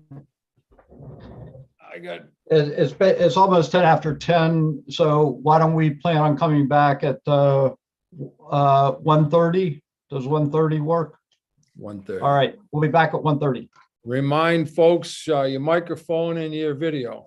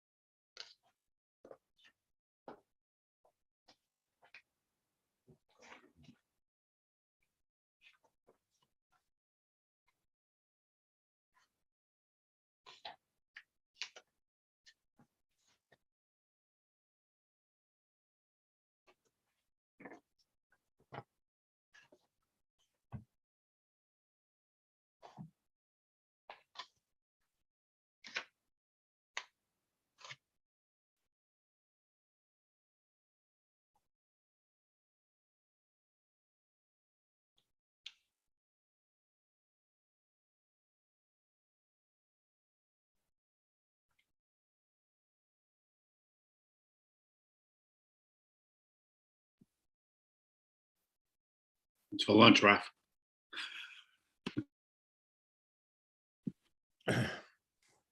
I literally just choked down a hot dog. Wasn't my first choice, but when I looked up, I had about 6 minutes. So I'm like, okay, I can get that done. The dog wanted it more than I did. Oh dear, you girls had a tough game the other day. Yeah, it was one of the strangest things. They took like a 14-2 lead. Yeah. And then we stormed back, took a 9-point lead, and then we lost it at the end. It was just strange. It was. Wow. They had a great year. Yeah, they did. That I felt bad for them. I think they would have had a tough go tomorrow with Oceanside. They're really good. Yeah. I watched them play. They have a freshman girl that's like 6'1", that's unreal. Yeah. She's already got a full boat to Maine, I guess, like as a freshman if she wants it. You know how everybody's offering everybody in there. No, yeah, it's funny because people used to say, "Did kids in junior high really get offers?" Basically, I think the answer is yes. If you're good, you're good. They want you. Well, But I was listening to sports radio yesterday, and they were even talking about the kid from Nokomis on what's his name, Brian Scalabrine. He works with him, I guess. He said, "I work with the best freshman in the country, and he's from Nokomis, Maine." I was like, wow, yeah. Wow. Yeah, I don't know. We have Marshwood boys, I think, are looking pretty good. Yeah. I don't know. I haven't really, honestly, I usually go to some games. I haven't this year. If our break hit, right, we didn't really have one yesterday, but I was saying if we got one of those weird 3-hour lunch breaks that I completely can't stand when we're in Augusta, I was going to go over to the Civic Center and watch some basketball. Yeah. Yeah. I'm working at it tomorrow night. At the Augusta one or I think they just canceled all those, just so you know. I think I saw something come across. Sounds like they should, because we're getting to get a lot of snow. Yeah. Please don't quote me on that, but I'm pretty sure I just saw some. Oh, really? Everything moved to Saturday. You were going to go to a tourney game, Sue? I work at it. I work security for a security company. Yeah. And I signed up to work the basketball game. But I wondered if they were going to cancel it because of the weather. So I didn't realize I had a season's pass now. Come on down. I know the back door. No, just kidding. Oh, we're on YouTube. No, I'm just kidding. I don't really. And Sue, I didn't get a chance, but congratulations on your Hannaford Award. Oh, thank you very much. Yeah, very unexpected. Very unexpected. Thank you. Please, would you tell us what that is? Yeah, you have to explain now. Oh, sure. Coast 93-1 in Hannaford. Outstanding 20 outstanding women of 2022. I was nominated by a community member. So yeah, really a cool thing. Congratulations. Oh, that's Thank so you. awesome. Yeah, it'll be great because I can bring my mom with me to the awards. She was the sort of the starter of the food pantry and Westbrook Families Feeding Families. So I'm really excited that she'll be able to be along with me.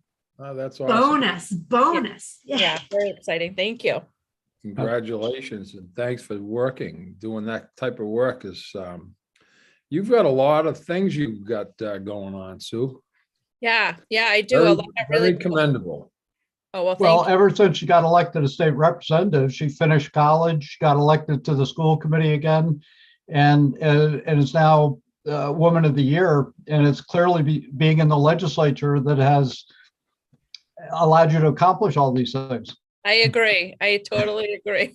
Now I just got to figure out how to get my 32 bags of food out before it snows. So I might have to do it Saturday, but that's okay. So Sue, congratulations. I just want to clarify. The thing I saw was so far only Augusta, which is weird. We're getting it worse down here, but Augusta moved everything to Saturday. Okay. It doesn't say Portland, but I would assume the MPA would be announcing that because I think it's worse down here than it is in Augusta. We're supposed to get a foot of snow, 12 inches of snow, and they said maybe 1 inch in Aroostook County. Right. So a parking ban during the tournament wouldn't be a great thing for well, that would be bad. I'm sure that- Bangor, I think it's just 3 to 6 in Bangor. So I bet, well, who knows? I'm sure we'll hear something. So Dave, how much do you have on the ground of snow right now? Well, 20 inches to maybe 2 feet. Oh, wow. Because we have No bare nothing. spots. No bare We're, spots. we have nothing on the ground now, Yeah. and we've only had about 33, 34 inches in total. Yeah, I could have raked yesterday not that I was going to in any way whatsoever, but I could have raked yesterday. Too wet. Too wet. My front yard's still covered in snow and ice, mostly ice from that sleet thing we had, but driving up yesterday, you would have thought we were into late spring between Oh, I know it was the weather of the day, and then there was no real visible snow as you look around on the sides of the roads. I ran into some weird fog though on the way up to Augusta. I don't know if you ran into it. It was like blinding fog when I got into it in some of the lower levels. I was like, wow. No, I went up 295 all the way. For some reason I decided 95. My mistake. No, I usually get on 295 up in Falmouth and go that way. Yeah. Our friend, Mr. Ryan, always went that way. So Yes, I know that. Yeah. I thought of him a lot the other day. It was a year he's passed. It was on Saturday, I think. So Senator, we do have enough now to get started. All right. Most importantly, I just saw Hillary join us there, and has Eli. I'm always here, whether the camera's on or not. All right. So the reports that I see, I think we're going to go MEPRI first. And then in terms of the LDs, did we have just based on people's schedules? I'm not sure if there was a preferred order or not. Not that I'm aware of. What I think might make sense is to have MEPRI come in first, and then we'll bring in Megan Welter from the department and let her dictate to us who we need to bring in for each of those. I think they'll all be pretty brief. Excellent. All right. So if we could, Eli, I'm not sure who's here from MEPRI at this point, but and if they've even identified themselves as MEPRI, I'm not sure. Should be bringing in Amy Johnson and Janet Fairman. Thank you both, and thank you, Eli, for doing so. See Amy. Janet, can you hear us?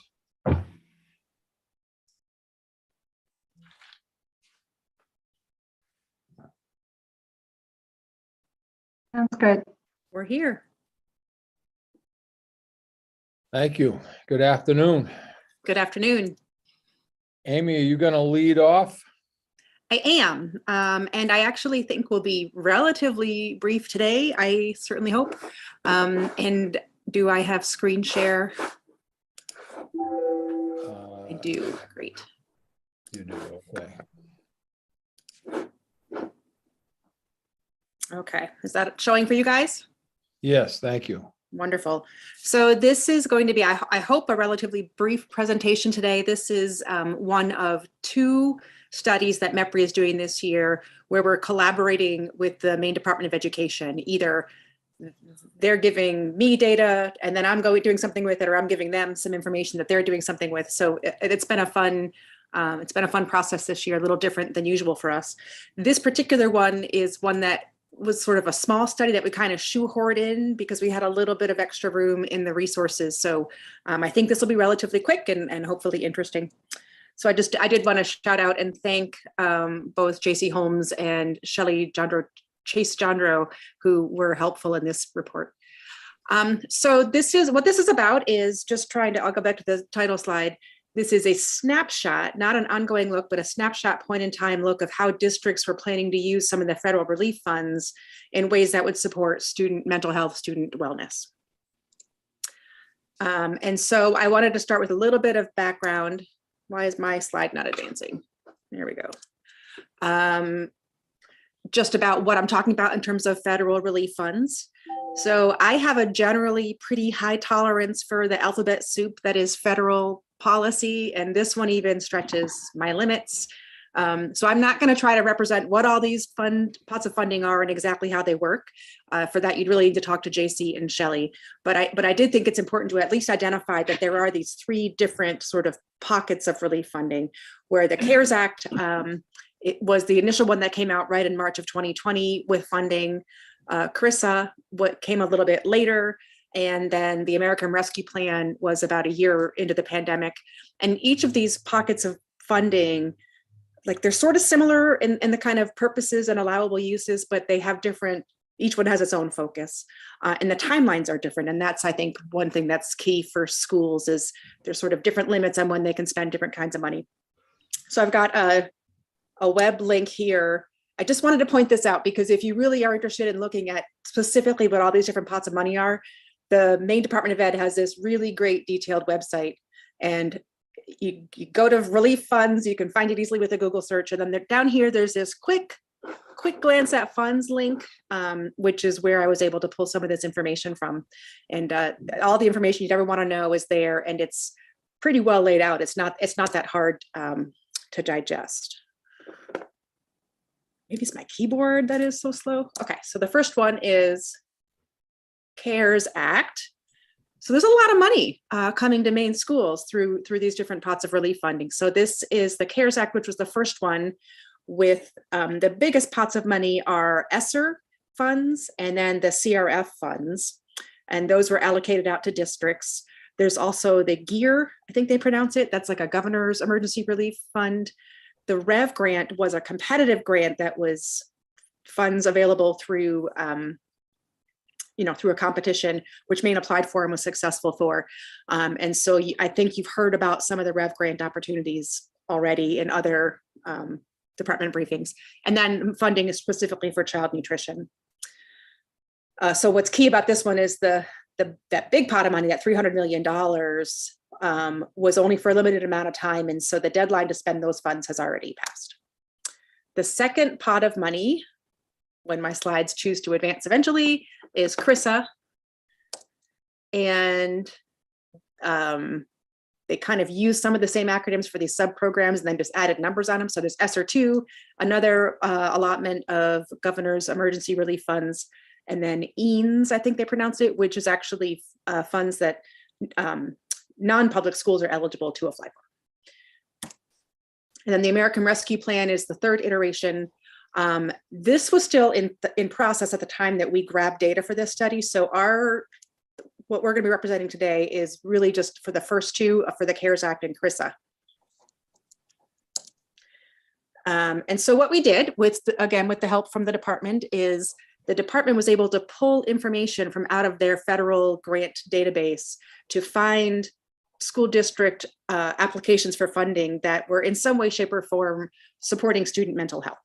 And so they used certain keywords that we came up with together in a conference call. And then the key thing is they went and they did this once and they grabbed all that information that was available at that given point in time, which was like late October, early November. So it's possible that the districts that we did grab have had to pivot and do something different because their original plans didn't work out. It's also possible that new districts may have applied to use their federal funds in ways that would have been captured if at that point in time, but they weren't doing it then. And the other key thing to know is within their grant narratives, we simply know that some of the things that they are doing involve student mental health. We didn't have the ability to actually drill down into their budgets and figure out the dollar amount of their total award that was spent on these activities. So this is just sort of a high level look at some of the ways that districts are using their funds.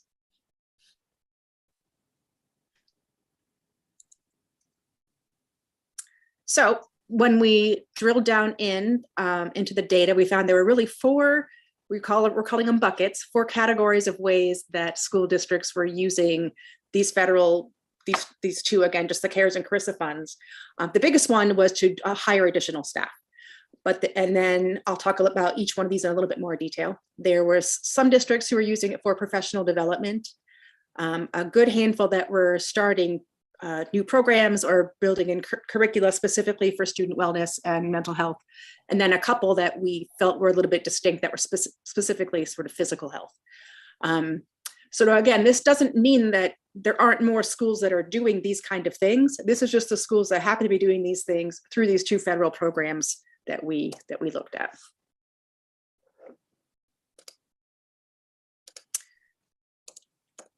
All right, one at a time. I have to go two forward, then one back. That's just how I was working today. So the kind of staff positions that were involved in those districts that were using the funds to hire, it wasn't necessarily hiring permanent staff positions. Sometimes it was contracting services, which we know is a good strategy for some districts where they're worried about a funding cliff in the future.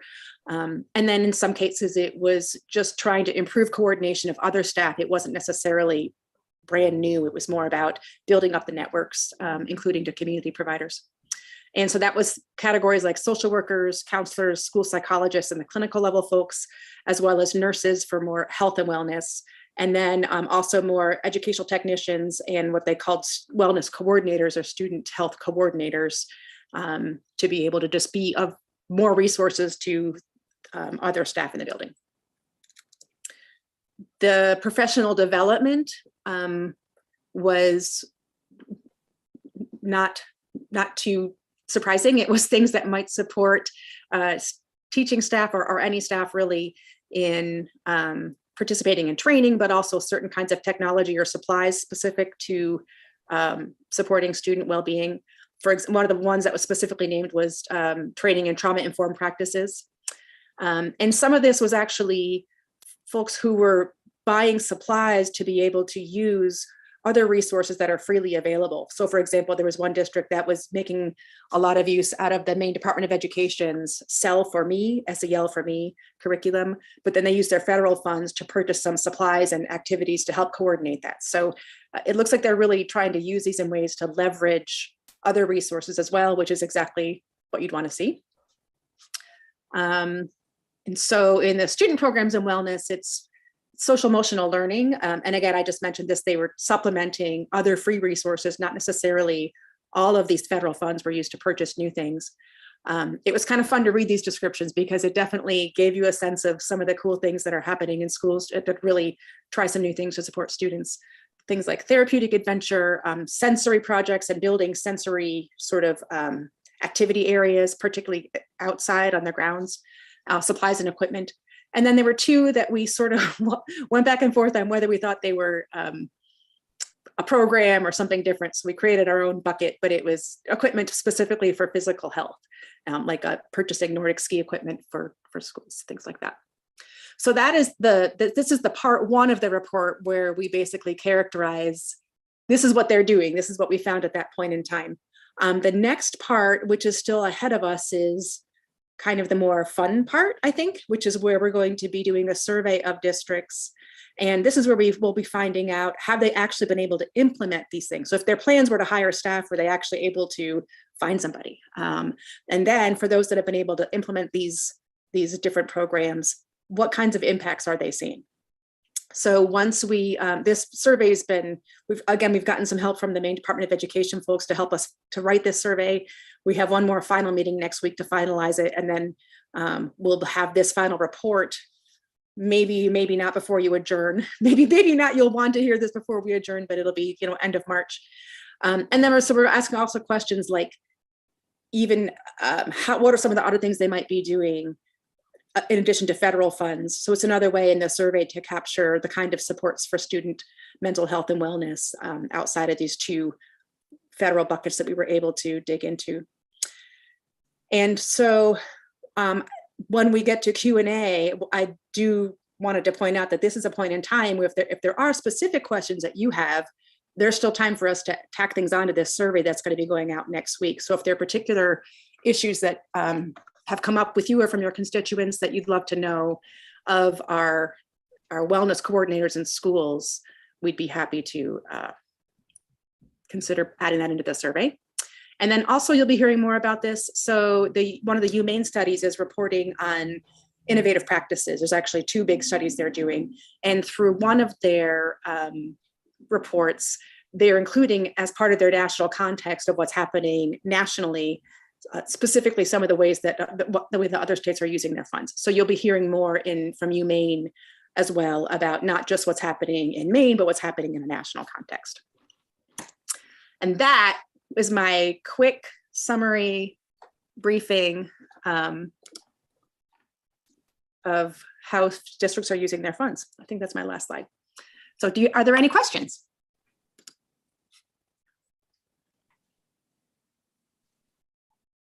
I see some hands up, but I don't think I'm supposed to call on people, so. Well, I was muted, so. I'm Okay. sorry. I have Representative Salisbury and then Representative Brennan. Thank you, Mr. Chair, and thank you, Ms. Johnson, for that. It's very helpful. One thing I'd love to find out, maybe as part of your survey, is what long-term changes are districts making? Let me rephrase this. With the CARES money and all of the federal funds, the changes they've been able to implement some programs and do some things, what things are they going to continue doing once this money runs out? Have they found that they've implemented programs and services and things like that that they're going to add into their budgets once the money runs out? That's a great question, and that'll very much align to, that's a good through line, because we were going to be asking them anyway, like, what are some of the preliminary impacts? And I think the logical next step will be, is this something you plan to continue? So, all right, good. And as well as if they're going to be struggling with finding the funds to do that, I think would also be part of what we'll ask. Representative Brennan. Thank you, Senator Rafferty. Thank you, Mr. Johnson, for the report. And I just wanted to make sure I got this correctly. You got responses from 22 school districts? So what this was actually searching through, part one of this report was the Maine Department of Ed searching through all of their records of everybody who's applying for federal funds and how they're using it. So this was just an administrative data pull. The next step is the survey.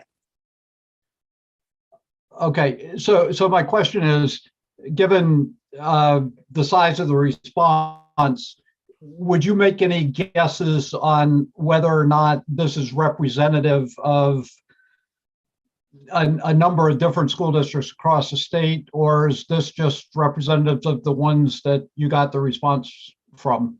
I mean, I know it's not random and you can't generalize, but would you expect that if you had a larger response, that it would be similar to what you saw in this response? Well, so I think the biggest limitation here wasn't necessarily the response rate, because this is, by this point in time, districts had filed their CARES and CRISA funding applications. So there was the 22 is not a super high number for that one staff thing. It was a total of 30 something districts that were in some way, shape, or form from this keyword search. We found they were doing something. However, what we also know is they have Title I funds, they have Title III funds, they have Title IV funds.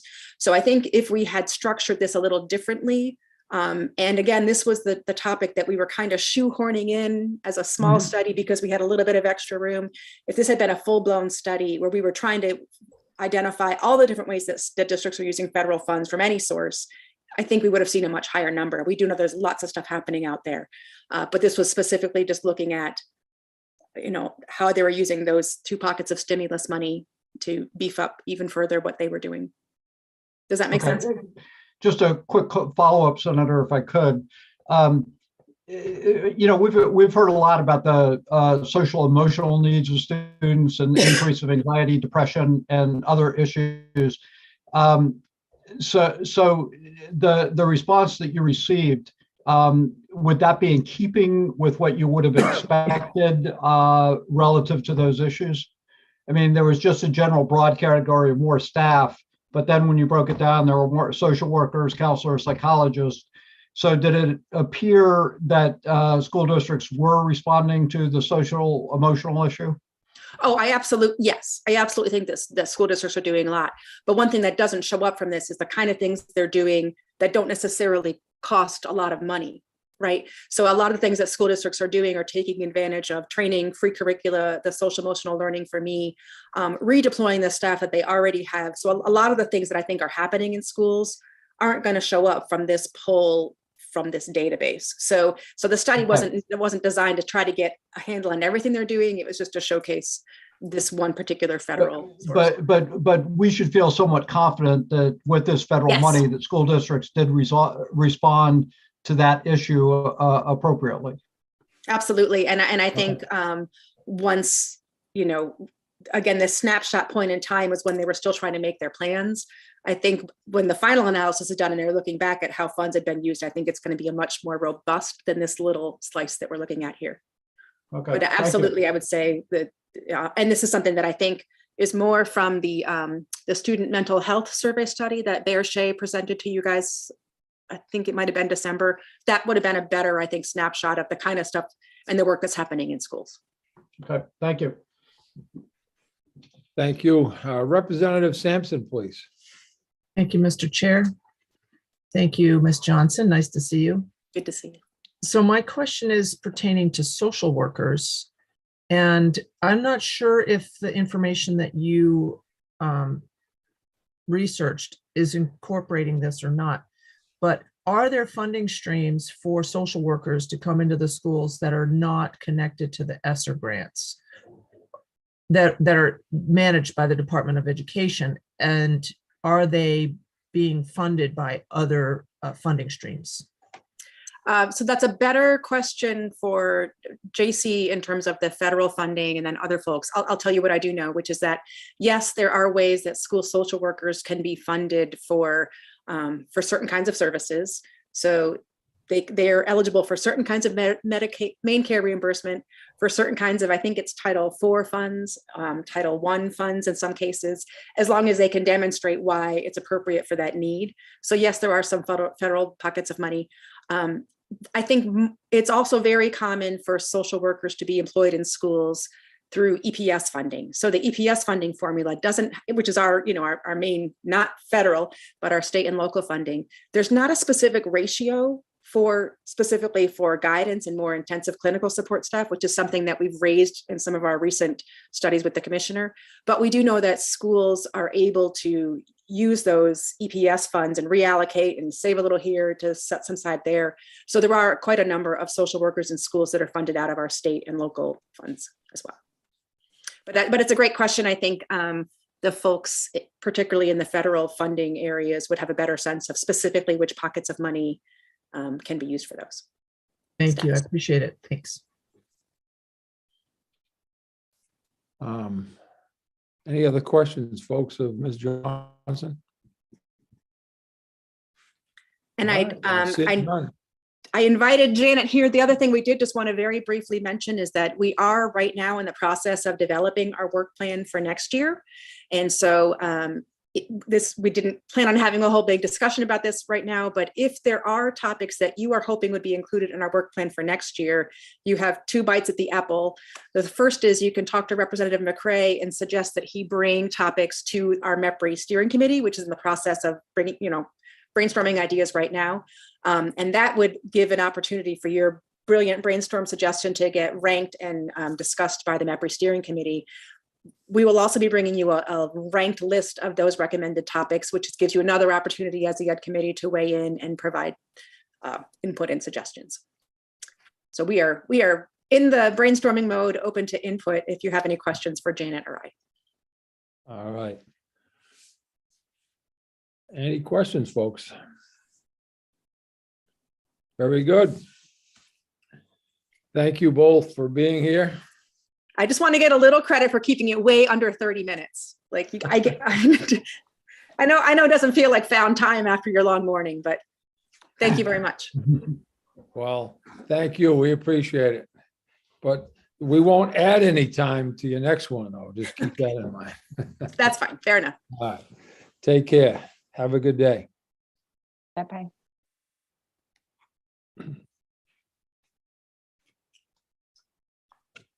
So I think next up, we're going to hear from Megan Welter and DOE, and she'll kind of take the reports in the order that works best for her and them. Good afternoon. Now it's afternoon. Hello. So we have 4 reports for you today. We're going to first invite Jeanette Kirk in to share the report back for LD 277, which is the report related to the move away from the SAT. So Jeanette Kirk should be in the waiting room.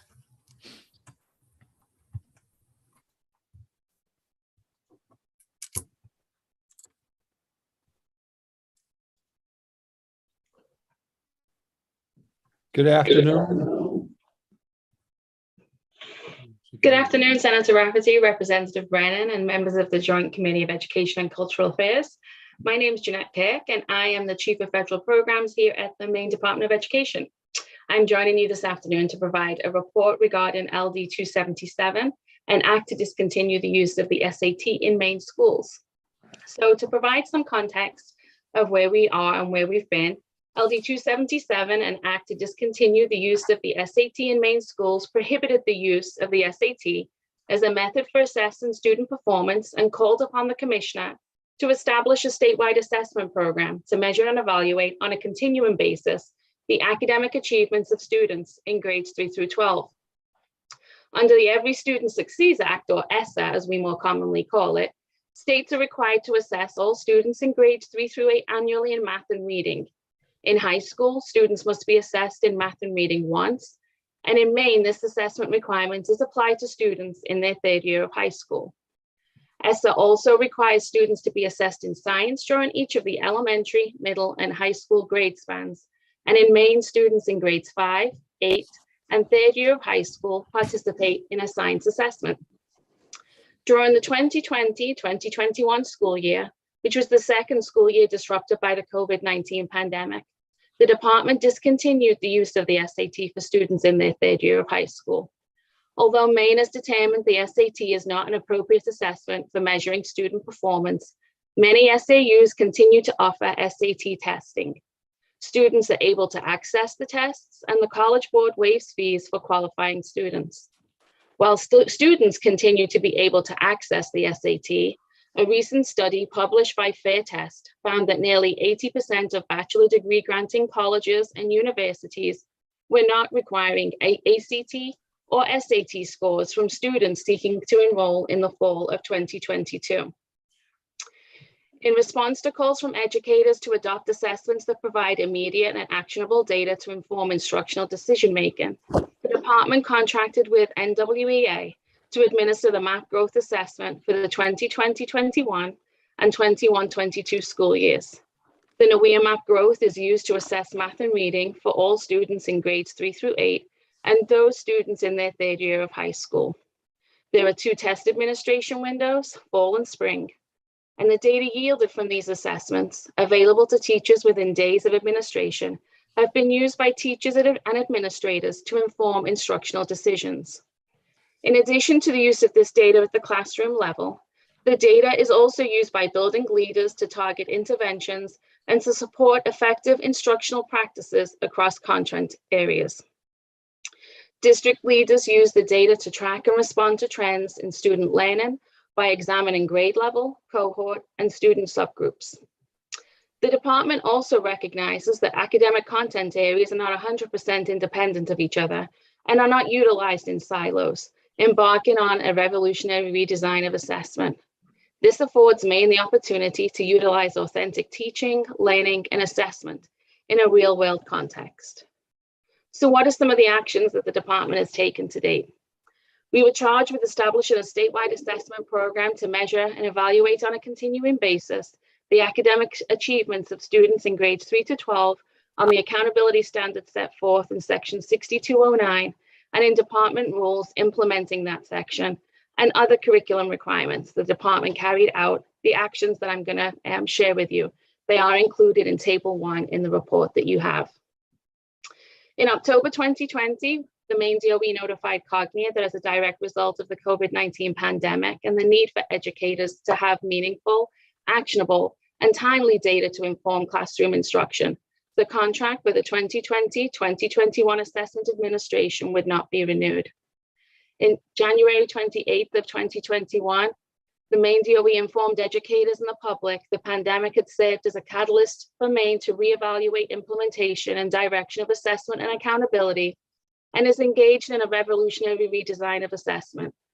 81 educators expressed interest in being involved in conversations around assessment and accountability redesign.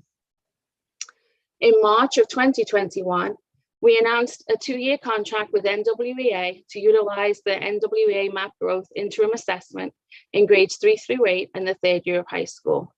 We also provided the opportunity for students in their second year of high school to participate in the assessment at state cost. In June and July of 2021, initial assessment and accountability redesign sessions were implemented, soliciting initial feedback related to success, challenges, barriers associated with Maine's current assessment and accountability systems, and what in an ideal world would or should be reviewed, revised, and amended to ensure the new systems are relevant, provide actionable information, and are transparent. More recently, in the fall of 2021, redesign conversations have continued to be implemented, examining how and what redesign should look like for Maine. Additionally, focus groups are implemented to understand current perceptions of assessment across the state from a variety of stakeholders. The Maine Department of Education replaced the SAT with the NWEA MAP growth assessment as an alternative method of measuring student performance. The NWEA MAP growth assessment was administered to students in their third year of high school. In addition, local administrative units had the option of administering the assessment to their second year of high school students. These second year students were not included in a school's overall participation rate. Overall, 86% of students in grades 3 through 8 and in their third year of high school participated in the NWEA MAP growth assessment during the spring of 2021 assessment window. And the following factors contributed to this rate of participation. The timeline for implementation. Due to lengthy contract negotiations with NWEA, the timeline for implementing the assessment was compressed, which limited the administration to spring only. The NWEA MAP growth assessment was already in use in many schools and districts prior to the state's adoption. Once the state's adoption was finalized and state's assessment window established, the department was able to carry out trainings necessary for SAUs to administer the assessments. Some SAUs who were already using the MAP growth assessment administered the assessment outside of the state's established assessment window. Those students who took the assessments outside of the established window were not included in the state's overall participation percentage. Multiple new assessments. The statewide administration of the NWEA MAP growth assessment in grades 3 through 8 and third year of high school is a state solution, and the Maine science assessment administered in grades 5, 8, and third year of high school during the same time frame created challenges around professional learning related to assessment platforms and revised policies and procedures. And then COVID-19. Many Maine SAUs were providing a hybrid model for instruction as a direct result of the COVID-19 pandemic. This created local challenges related to scheduling, availability of staff to implement and proctor assessments. Stakeholders that have been involved in the initial conversations related to the redesign of accountability and assessment have expressed gratitude and enthusiasm to be involved in the work, and the department continues to explore and listen to Maine educators to inform next steps in an assessment and accountability redesign. So what are those next steps? The Maine DOE continues to engage with stakeholders and analyze data to determine those next steps, and the DOE and the Division of Administrative and Finance Services are involved in the procurement process. We are confident that we will have a solution in place for the fall 2022 administration. As the department considers assessment adoption, we continue to prioritize minimizing the loss of instructional time, ensuring there is a consistency of measurement, reducing the impact to SAUs. If you have any further questions, I would be happy to answer them.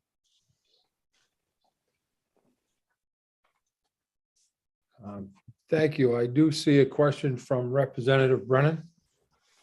Thank you, Senator Rafferty. And Ms. Clerk, thank you for being here. Thank you for the report. I appreciate it. Thank you for your work and moving away from the SAT. I'm not that familiar with the NEWA, other than the fact we've talked a little bit about in the committee, but has that approach and that test been fairly well received by local school districts across the state? We've heard from educators that they have enjoyed, as much as you can with assessment, enjoyed administering the NWA assessment. They found the data that they've received to be very valuable in informing those instructional decision-making that's been required for them to be able to pivot as needed to support students given the ongoing evolving circumstances that they're exposed to. as in relation to COVID-19. I do want to apologize. My son has just decided to take a shower since he is off school. So if you can hear some background noise, my office is right next to the bathroom. So I do apologize if there's some background noise, but in opportune time, I can't control that, unfortunately. But yes, to answer your question, educators have shared with us their enthusiasm to use this tool. Thank you. Thank you. Thank you very much. I have Representative Millet followed by Representative Dodge. Thank you, Mr. Chair. Thank you, Ms. Kirk. It's my recollection that the NWEAs provide feedback to educators much more quickly than SAT. So if that's correct, what is the rough time frame? Educators typically receive the data back within the platform within 24 to 48 hours of administering the assessment. Wow. Yeah, okay. And so I don't want to prejudice. A platform of this nature going forward, would that be looked on favorably for the replacement for the SAT?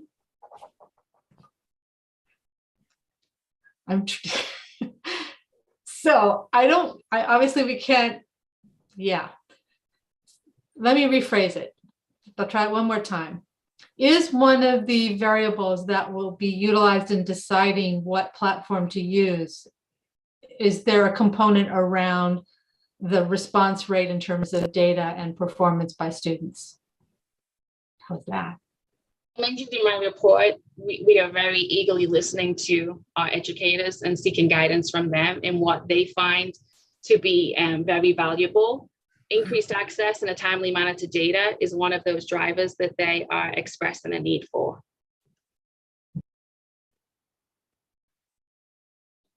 Representative Stearns. Thank you, Mr. Chair. Thank you, Ms. Kirk, for being with us. A couple of clarifications for me, if you will. I've always, and this may be wrong thinking, but I've always thought of the NWEA as being a very strong instrument in formative assessment. And I'm curious as to its reliability or validity, if you will. I might be using the wrong terms as far as a summative assessment. And also linked to that question, are we required still to appease the feds with whatever statewide assessment that we use? Federal requirements do not go away, and we are still required to administer the assessment in math and reading in the grades that I shared 3 through 8, and it's currently 3rd year of high school for the high school grade span, and then in science we're required once per grade span to administer the science assessment. So again, that's 5, 8, and currently 3rd year of high school in Maine. Thank you very much. Representative Lyman, and I'm sorry, Representative Stearns, you have a follow-up? Thank you, Mr. Chair. I did regarding the validity of the NWEA as a summative assessment. And another way to look at that would be, are other states going to the NWEA? Is Maine going to be on the cutting edge here, or what's that look like? I mean, obviously we do pay attention to what other states are doing and looking at for their tools, but we are trying to focus our full attention on what's best for Maine students, what's best for Maine educators, and that is the driver of our decision making, and will always be the priority for our decision making. So we are paying attention to see where other states are going with their assessments and their accountability systems, but we remain steadfast in making sure that the solution that does come to fruition does meet Maine education needs. I like that philosophy, and I hope the Federal Department of Education likes it as well.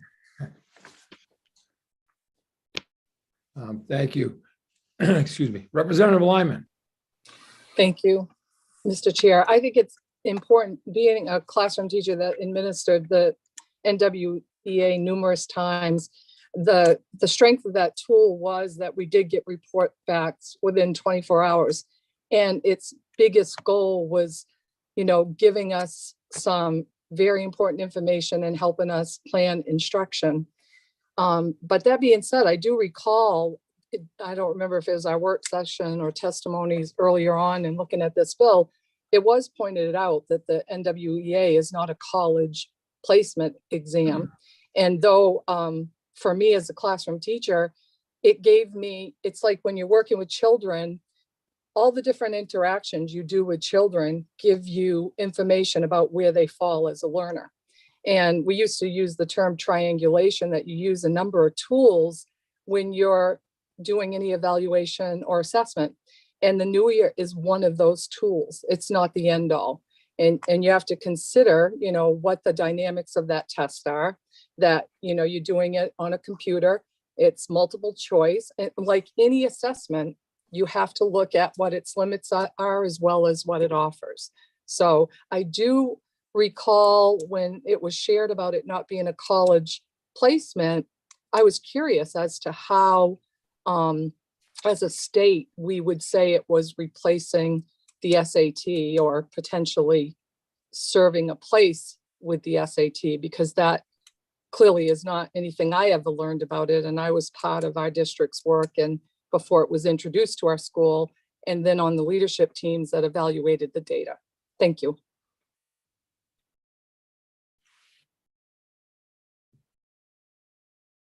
Any response to that, Ms. Kirk or Ms. Walker? No? Walter? Yeah, I think that I can respond. It is not a college placement exam, and that's not the intention of it either. And our use of the SAT was not also intended to be aligned necessarily with college placement. It was really working to be able to define achievement. And at the same time, we recognize that one of the reasons many people liked the SAT was that college placement piece. It is important to know that one of the elements that is available through NWEA is exactly that, an alignment with how students might perform on the SAT. And so that is something that we can say. But Representative Lyman, you are exactly right that we do not want to just say there's going to be one test and that is the end all be all. It really is a snapshot in time of what a student is able to do at a particular moment. And the strength of the NWA is what you found, is that you have actionable data. And that's what the teachers have reported really preferring. Thank you. Any, yes, Representative McCray. Yes, I don't know that this adds anything to the discussion, but we got involved in my school district with NWEA early on. And I found it's like getting a new car or a new cell phone. There was so much there that you never could have time to learn all of the facets of it. But I thought it was a magnificent tool.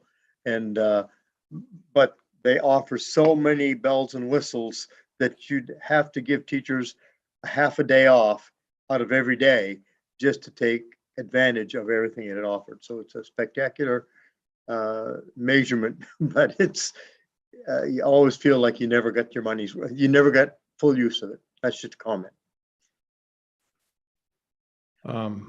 Thank you. Any other questions, folks? So again, thank you for being with us. I think that does it for 277. And Ms. Walter, we'll let you take us in the direction that's best suits your personnel and timeframes as well. So Terrific. Thank you, Ms. Kirk. And next up is JC Holmes and Adrian Ackroyd to talk about LD 655. And that is some information from our food service or our nutrition services program related to a 30-minute lunch. thank you.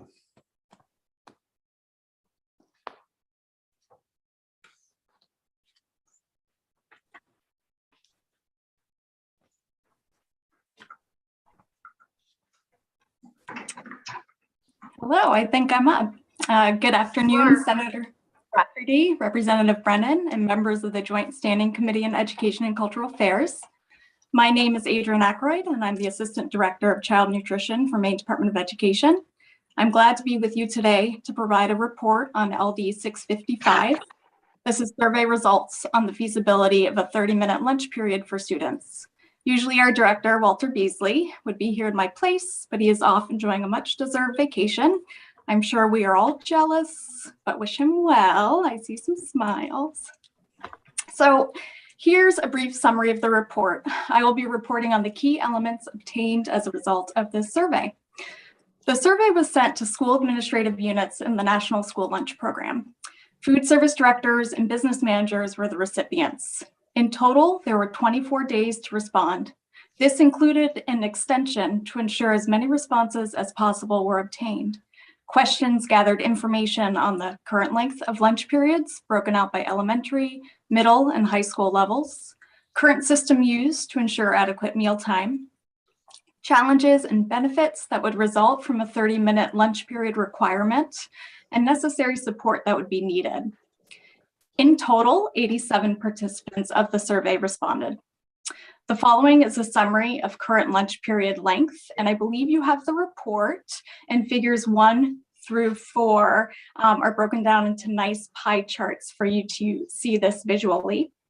So at the elementary school level, 21% responded that there was a 15 to 20-minute lunch period.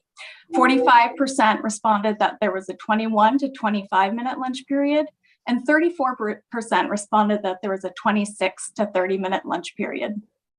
At the middle school level, 36 reported 15 to 20 minutes, 37% reported 21 to 25 minutes, 27% reported 26 to 30-minute lunch periods. And at the high school, there was a wider range. So 22% reported 15 to 20-minute lunch periods, 39% reported 21 to 25-minute lunch periods, 31% reported 26 to 30-minute lunch periods, and 8% actually reported a greater than 30-minute lunch period, which was unique to the high school level. Overall, the majority at each level is that lunch ranges between 21 and 25 minutes in length. It's also important to consider wait time for the last student in lunch lines, and we were able to gather some information on this through the survey. The survey found that 31% waited 1 to 5 minutes, 60% waited 6 to 10 minutes, 7% waited 11 to 15 minutes, and 2% waited 16 minutes or more.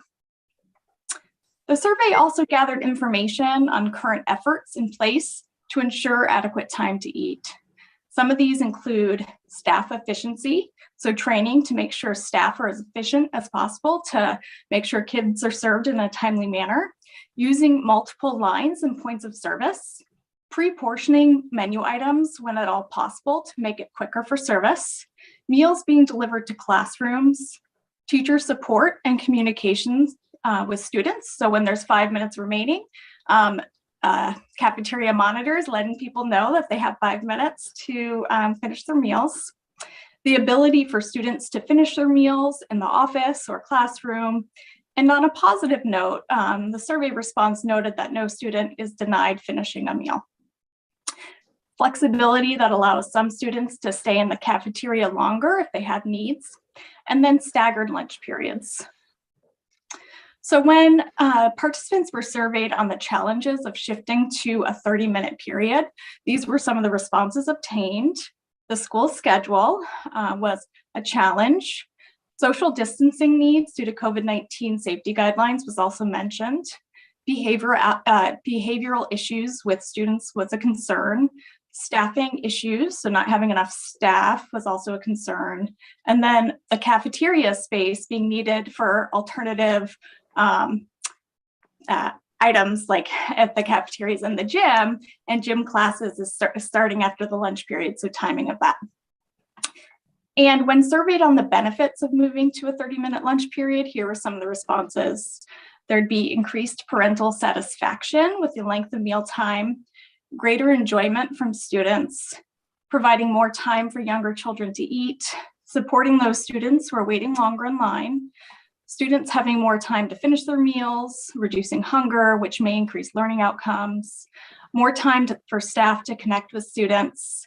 It allows for more opportunity for students to socialize and digest, reduces food waste, supports school nutrition staff and eases workload, increases participation in the program, allows healthier items to be eaten with greater ease. A specific example was raw carrots. They might take a bit longer to eat than cooked carrots, for instance. And then it creates a calmer lunchroom environment. So in general, the survey captured a wide variety of feedback regarding the implementation of a 30-minute lunch period. As indicated, current timeframes and perceived challenges and benefits vary widely across the state. In addition, some respondents indicated that their current systems were working well and did not see any challenges nor benefits to shifting to a 30-minute model. So thank you for taking the time to hear this report. I'm happy to take any questions that you have.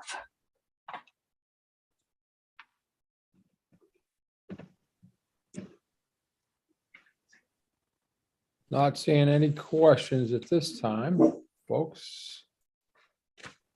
No. Thank you. Obviously, a very efficient report that we didn't get any questions from this group, so Good. appreciate it. I hear you like that, so that's good. Yeah, I think I've got someone over in the cafeteria here looking for seconds, so There we go. he's gonna be back in. So thank you very much. Thank you. Have a great day, everybody. Alrighty. Thanks, Adrian. Next up is 1188, and that's Paula Gravel. And I just want to say that I recently got to be a lunch duty supervisor for kindergartners through second graders when they served carrots. And I don't know that adding 10 minutes to the lunch was going to sell the carrots. I want to put that out there. I worked really hard to try to convince some kids to have some carrots. They were not buying. I'm just saying, but all right, looks like we have Paula on the line now. Hi, Paula. Good afternoon, everyone. Thanks for having me. Senator Rafferty, Representative Brennan, and members of the Joint Standing Committee on Educational and Cultural Affairs. My name is Paula Gravel, and I work for the Department of Education in School Finance. And I am here to present a report on LD 1188, which is an act to include career and technical education teachers in the minimum $40,000 salary initiative. And just to give some context into what this is referring to, Public Law 2005, Chapter 635, enacted a minimum teacher salary of $30,000 starting after June 30, 2007, and provided state support to school administrative units to make the transition. Then PL 2019, Chapter 343, ended the $30,000 minimum salary and provided a 3-year phased approach to a $40,000 minimum salary. And this requirement is supported by state funds for the 3-year period. The current school year, FY22, is year 2 of the 3-year phase-in, which requires a minimum teacher salary of $37,500, with an adjustment to be paid to those SAUs and career technical education regions below the $37,500. The adjustment assumes that these SAUs and CTE regions met the first year minimum of $35,000, and therefore is providing states of the difference between year 1 and year 2 minimum amounts. In other words, it wouldn't provide any more than the $2,500 difference. So the incremental cost of increasing existing qualifying staff salaries as a result of the establishment of the salary schedules required under Title 20A, Section 13407, and the payment of the appropriated funds under Title 20A, 15689, 7A, which states, as used in this subsection, unless the context otherwise indicates, incremental salary increases means the incremental increases in the salaries of teachers employed by a qualifying school administrative unit in school year 2019 to 2020, necessary to meet the minimum salary requirements of Section 13407 from fiscal year 2021 to fiscal year 2022 to 23. Really dry stuff there. So I'll get to the good stuff now. Sorry about that. Just needed to give you some context. So actions. Here's how we proceeded with this statute using staff data submitted annually to the department. Verification reports for each SAU and CTE region were created to allow each SAU to verify the eligible staff members and the calculated adjustment to support each district in transitioning to the minimum requirements. The department school finance and data team collaborated to validate the information and calculate the adjustment amount. The total is then added to each of the qualifying SAU's ED 279 subsidy report. So that's how the money is getting. Excuse me for a second. So findings, the good stuff. As I mentioned, staff data is collected annually in the NEO staff module by a manual entry for each position at the local level. The data collected is then frozen on December 1st of each year for use in the essential programs and services school subsidy calculation, as well as other reports, including this one, the minimum teacher salary adjustment.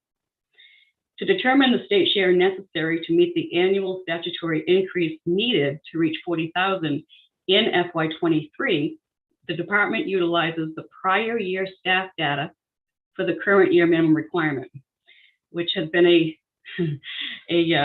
bit of a confusing thing for many districts, but really trying hard to get everybody to understand it. So yeah, we're using last year's data for this year's minimum. But the reason is that allows for some allocation to districts that may have met the minimum this year, but did not in the prior year, thus providing state support for the incremental annual increase. The final adjustment is calculated after the main DOE has verified the data with each school administrative unit and then manually corrects that data.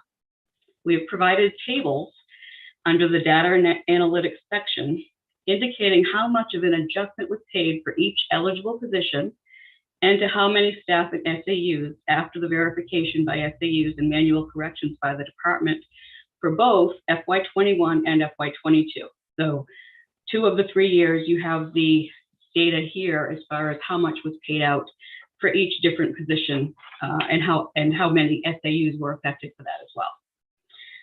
One clarification that we needed to make this year regarding long-term substitute position. A long-term substitute teacher will only be eligible for the minimum teacher salary adjustment if the position is compensated by the teacher salary scale and not a daily rate. And that's all local decisions. The NEO data collection module is unable to differentiate between those 2 types of pay scales. And so therefore manual correction is required during the verification process for that particular staff line. So if you want to take a quick look, if you have the report in front of you, as I said, we were able to provide information for the last 2 years. In the first year, FY21, the minimum salary was $35,000, and we used FY20 as the base year for salaries. And in that year, we had 222 staff eligible and paid out $287,360 in funds to 86 SAUs. At this time, there were no CTE regions that had any staff that were eligible for that particular adjustment in FY21. We did go back and check that. The current year, FY22, which we just finished last month, we had a few more that ended up being below the 37,500 in the previous year. And so for that one, we have 470 staff, $610,627, affecting 140 SAUs and 1 CTE region. But the good news, really good news, is that at this time, it would appear that every main SAU is on track to reach the 40,000 statutory minimum required teacher salary by fiscal year 2023. And the other really good news is that concludes my report. I'm happy to answer any question.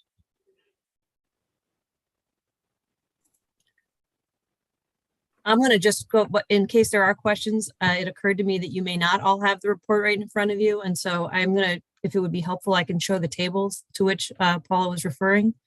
Would that be helpful, or do people feel like they've had it and had a chance to look at that? Okay. I do have a question. I'm just curious, and I know that we're still chasing a target, but do you have any idea where we rank nationally in terms of pay? I have not looked at that information, Senator. I am happy to see if I can find something else, though. I mean, I'm just, yeah, I guess I don't have to look really to know the answer. I think we're sadly, we're behind a lot. And my fear down the road is that our state somehow can become an affordable place to live and maybe attract teachers from other areas, but it's going to be hard to compete with those salaries. I know that. So, but thank you. You're welcome. So as you can see by this report that Megan has made available, this is for the current year, which we just finished, as I said, shows you each of the eligible positions, how many staff members were eligible for an adjustment. So this would be anybody that was below 37,500, but above, well, no, anybody below 37,500 in the prior year, last year, FY21.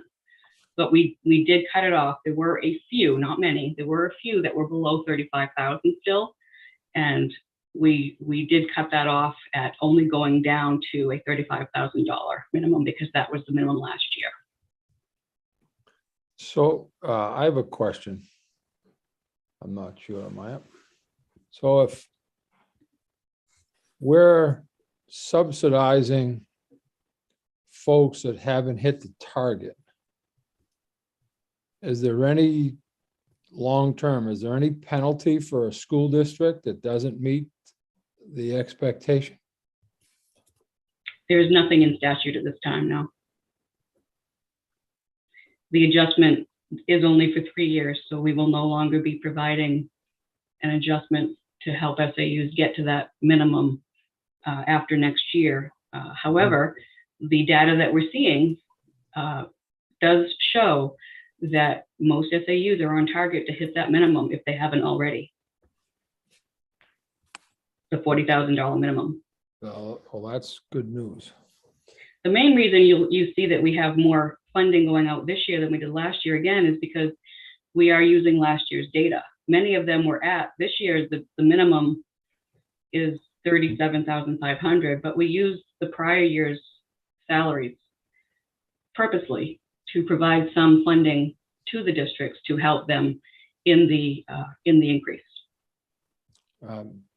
Thank you. Representative Stearns. Just a couple comments. I think there is a penalty, and that would be that the employer, if they don't meet the state statute, is going to end up before the Maine Labor Relations Board, and they're going to lose in about 30 seconds.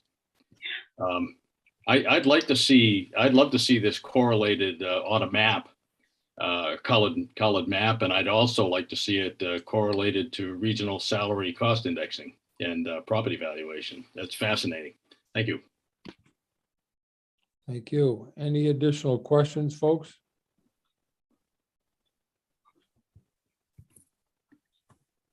I'm not seeing any. So, Ms. Gravel, thank you very much for being with us this afternoon. We appreciate it. You have a good day. Thank you. You too. And I believe we have an additional report. Should do it.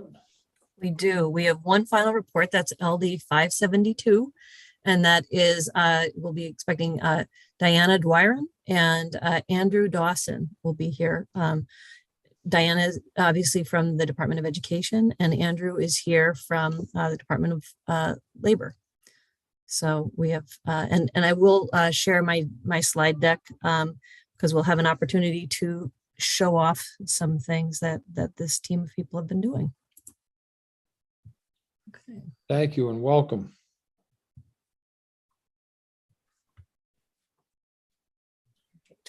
So I'm going to go ahead and start sharing my deck and turn things over first to our team. Let me just make sure I share the correct page. All right. Hopefully you are seeing what I am seeing, which is the slide deck. Great. I see the thumbs up. Thank you very much, Representative Dodge. Senator Rafferty, Representative Brennan, and the esteemed members of the Joint Standing Committee for Education and Cultural Affairs. I'm Megan Welter, and I'm happy today to present to you alongside my colleagues, Diana Dwyron and Andrew Dawson, some exciting work underway in our report back, an act to assist students in preparing for opportunities to live and work in Maine. So I'm going to turn it over at this time to my colleague, Diana. Good afternoon, Senator Rafferty, Representative Brennan, and members of the Education and Cultural Affairs Committee. My name is Diana Dwyron, and I'm happy to be in front of you. So we were thrilled to have this bill be passed because it gave us an opportunity to really start to leverage some of the pieces that were pretty critical in career development for kids.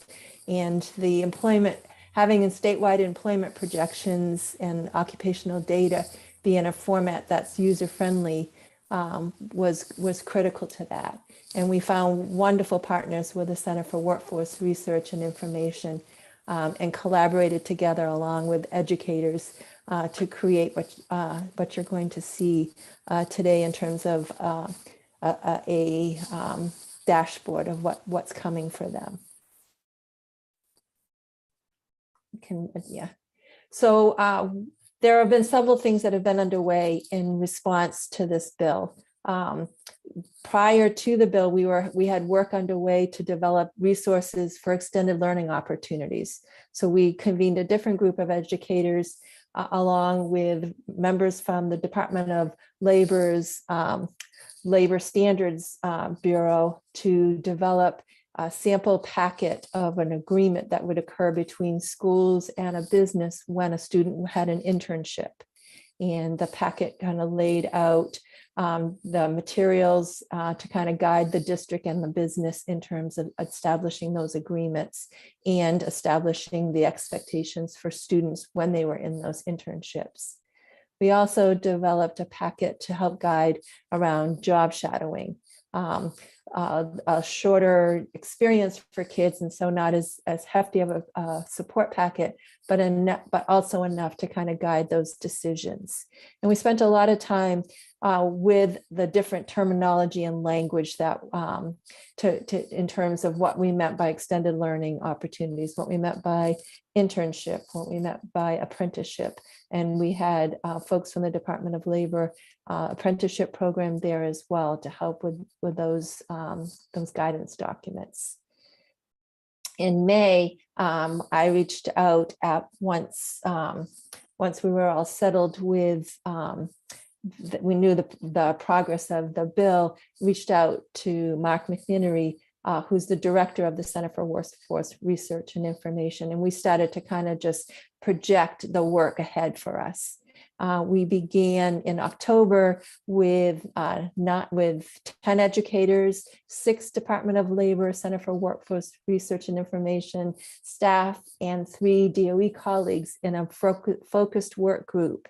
And from October moving forward, we projected we'd need till June. It looks like we may actually come in ahead of that schedule in terms of having adolescent-friendly resources around labor market information and occupational data projections and the representations. We also, the department also recognized that if students are going to really understand and use those projections, we had a great opportunity to align directly to the expectations that are for adolescents, both 6 to 8 grades and students in 9 through 12, in terms of statistical reasoning that they're taught in the main learning results, that we could align and develop these units, these interdisciplinary units of study to really support those understandings and support the educators teaching the students. So we do have plans in the works for working with some educators to develop a unit of study around applying statistical reasoning to understand the workforce, the main workforce data. We also have plans in the works regarding the economic, the main learning results, social studies, economic standards, and the Maine Department of Economic and Community Development's economic themes. So blending those two pieces to really help students in terms of understanding how Maine's economy affects the workforce data. I can go to the next slide now, Megan. Oh, and I'm going to hand this off to my colleague, Andrew, who's really been instrumental in the dashboard that you see here. Between Andrew and his team, they have just have something in the works that's going to work really well for adolescents. Thank you, Diana. Good afternoon, everyone. Thank you for having me. My name is Andrew Dawson. I'm one of the statisticians with the Maine Department of Labor Center for Workforce Research and Information. Like Diana said, I've been the one building the student discovery dashboard for our website. The students will be able to utilize in their career research, exploration, and planning. My approach to building this dashboard has really been to combine and supplement our CWRI employment projections data with other great resources that are already available. We're not really trying to recreate the wheel here. There's a lot that's already available, and it's really kind of combining it and putting it in a user-friendly format. And if you actually wouldn't mind, I'd like to share my screen really quick just to kind of show you the interactive while in motion. Okay, so everyone should be able to see my screen right here. And this is our initial kind of test dashboard. So ultimately, students will be able to use this dashboard to be able to filter for occupations based upon 3 key elements. The first one being the area. So we develop projections for both the sub-state, the 3 regions within our state, as well as the statewide. So they'll be able to select an area, choose one of these 16 career clusters as defined by the National Career Clusters Framework for Career Technical Education, the CTE programs, and then typical education requirements as well for the various occupations.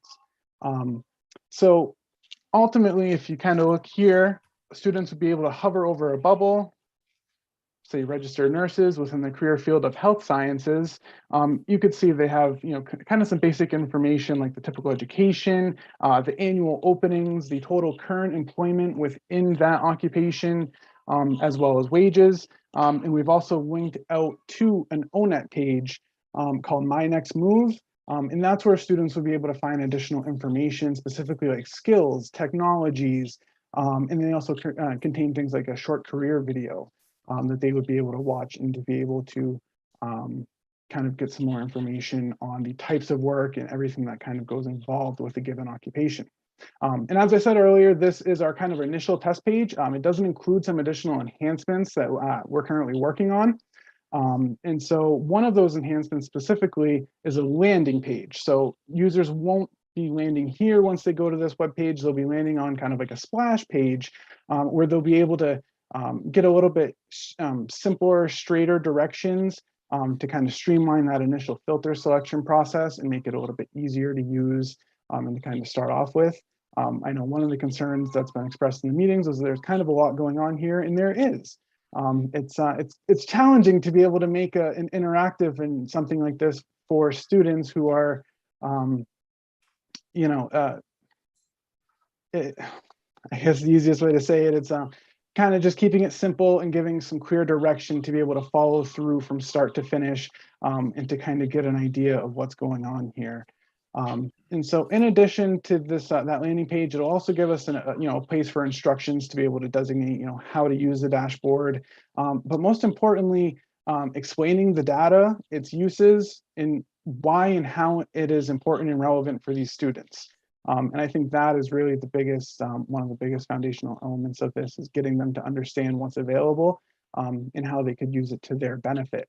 And some of the other features that we're looking to include as well would be like a slide deck that goes into a little bit more details on the career clusters. It includes different, kind of the difference between it means goods producing versus service producing types of jobs and how they kind of fit overall into our workforce structure, into our economy.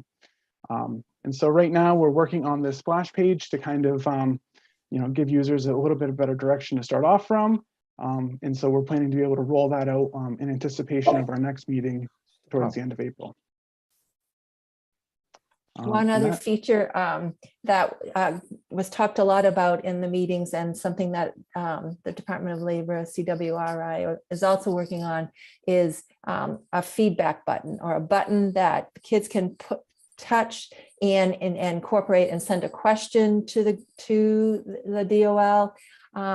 And also offer, have an opportunity to offer, things that they'd wish were there or that they're not sure is there or not. So there's going to be that interactive feature of being able to, for the kids to kind of give some feedback, and also on our end of things to help us see how the kids are interacting with this and what's really helpful in areas of refinement as we move forward.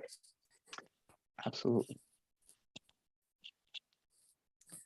Thank you, Andrew. If I could jump back in, I will take the screen back and show the committee where we expect, once this launches in May, the next step is making sure that our students and our teachers know how to access it.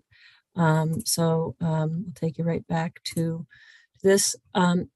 The department of Education currently has a Life and Career Ready website that they update regularly. And so there will be a link to the CWRI's page here. And then there will also be a sort of joint effort with the Department of Labor and with the Department of Education to announce it and to do a big rollout, where we'll also be, sharing it with organizations, including the Maine Curriculum Leaders Association, the Superintendents Association, MECTA, and other places where we want to drive, that will help us drive student and teacher interest and clicks to this great new site. And last but not least, as we mentioned earlier, is the development of units of study. Once the website is up and running, we'll be able to have a better sense of exactly which kinds of units of study can be built and put into place for teachers to use to go alongside with, or to supplement the rich resources that they'll be able to find on the DOL site. So the last is a quote from Diana, so I'll let her read that. So I think just the intent when our writing committee and our steering committee for the Life and Career Ready standards, when they did their work, their intent was really to honor just what we know about human beings and to just build out expectations that built kids' self-knowledge, their life skills, incorporated problem solving, and that's all part of our A part of our standards. The B part was building kids' aspirations, so having experiences and resources to support them being aware of what's out there, what's possible, and then resources to support the planning and career awareness and adaptability. They were really intent on that because they were educators and they knew that if kids had this as a foundation, then when they were making choices both within school and as they moved on from our schools, that those intentional choices had a higher probability of producing the outcomes that kids were hoping for their lives. So that's just where this quote came from. Thank you. Thank you. Yes, here we go. It's easier for me to see folks for questions, but thank you. We have a couple of questions. Representative Salisbury, followed by Representative McCray, and yes, also Representative Stearns. Thank you, Mr. Chair. I don't really have a question. Is it appropriate for me to make a comment, or? Certainly, these are presentations, and yeah. All right, I don't want to do something I'm not supposed to, but just extraordinary. That was really impressive. I'm really impressed with that website and the work that went into it and that resource. That's just amazing. Really very, very exciting. And I can't wait to see it when it's fully launched and everything. Wonderful.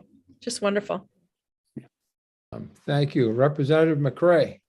Well, Representative Salisbury beat me to the punch. I wanted to play with that dashboard. Andrew, is that your creation? Yeah. It is my creation. Yes, it is. I like you already. Anyway, I have to, and I do have a question, but I really wanted to play with that thing. And it was like, boy, I might start a new career here.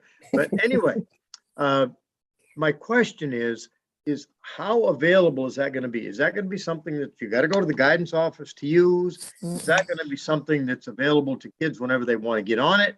Is that available to their parents and the kids? Is that available to me? Or will it be? Yes. Yep, it'll be right on the main.gov/labor/CWRI. It should be right there for you once we're all up and running. One of the more impressive things I've seen. Thank you. In our joint press release, we are also going to be reminding folks of the reminder in the bill in terms of districts putting the link to the CWRI on their websites. So it'll be sitting right there for our community members, kids, parents, students. So that was an important element that Representative Stearns, that's how this bill started, was that desire for Representative Stearns to have that availability be so open. And Representative Stearns has his hand up. Thank you, Mr. Chair. I also have a comment. I feel like I went to the grocery store and bought 2 or 3 simple ingredients, and you folks have made a superb buffet out of that. It's just a fantastic piece of work. A couple of comments, and you already hit on one, and that is that hopefully that's going to be on every middle school and high school website. Representative McCray, I think, nailed it too. Although this is set up for younger folks to be able to manipulate it, I know I'm supposed to play chess, but I'd much prefer to play Candyland. So I think that if this is pitched out, the adult ed community will use this just because it doesn't have highfalutin, sophisticated language, and it's easy to use. I think it'll become very popular. And I'm wondering if as you roll it out, I think you have a great idea, but maybe tie in the Maine Chamber of Commerce. There might be some private entities. I could almost see a public service announcement saying, hey, folks, we want you to stay in Maine. Go to this site and figure it out. You know, something maybe more intelligent than that. But great job, folks. Thank you. Representative Dodge. Thank you, Mr. Chair. And thank you, Representative Stearns. That was exactly where I was thinking about going, about the public service announcements and trying to make that as broad as possible throughout the state. I also think there's an application here to share this within the Department of Corrections. What an awesome kind of fun thing to help some citizens perhaps redirect when given that opportunity. But kudos, 4 thumbs up, yeehaw, May, let's get here. Congratulations. Thank you so much. Thank you, Representative. I see some of the same hands up, so I'm not sure if they're follow-ups or just stuck. Representative Stearns. Yes, I was reminded of one piece, and that is the upkeep and maintenance. I hate to be the guy that as we're building the apartment, I'm already thinking about redesigning it, but that's incredibly important that it be on the backside loading this thing, that the data can be refreshed periodically and kept up to date. And I'm sure that Mr. Dawson, I can see the head nodding. He's already thought of this because there's an enormous amount of work to that. There is. Thankfully, with the use of Tableau, we're able to make some small updates. A lot of it is outputs of our various projections data that we're able to kind of just move over into a spreadsheet, do a little bit of formatting, and then things should go smoothly from there. That's one of the good things about Tableau is that you can make some updates like that, and as long as things are relatively the same as before, they'll continue to work for you. Excellent. Representative Dodge? Yes, thank you, Mr. Chair. I apologize for raising my hand again, but I also wonder if there could be some targeted staff development, perhaps for the levels, a younger level of student or guidance counselor and a high school guidance counselor, scavenger hunt activity, some creative lessons that will help force the kids. No, wait a minute, strike that from the record. That will help encourage the kids to have goals of engagement. So in order to complete X assignment, you have to engage with the website a certain number of times within a certain variety of topics and career directions. Hire me at the DOE. Oh, I've got some scavenger hunt ideas. Woohoo! Thank you. Sorry. Representative Dodge, it was one of our motivations as well with the sample units is to encourage teachers to see the opportunity of connecting so many ways to our workforce occupational data and our economic pieces. So we're hoping to get some momentum there in terms of having other content area teachers see the opportunity as well.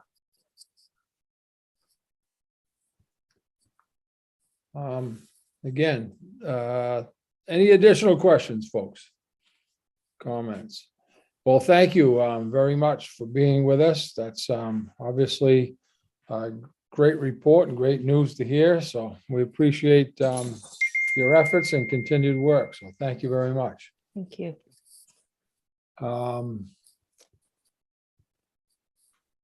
Hillary, did you need us or? Okay. Just for when we actually are ready to wrap up and just for an update on next week. So well, let me thank these folks one last time.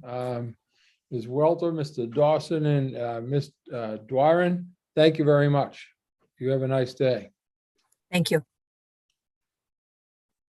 All right. Yes, Hillary, if you could kind of give us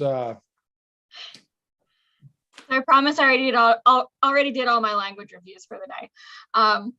But so I just want to make sure everybody had a heads up for next week's schedule, which Eli and I will be getting out this afternoon.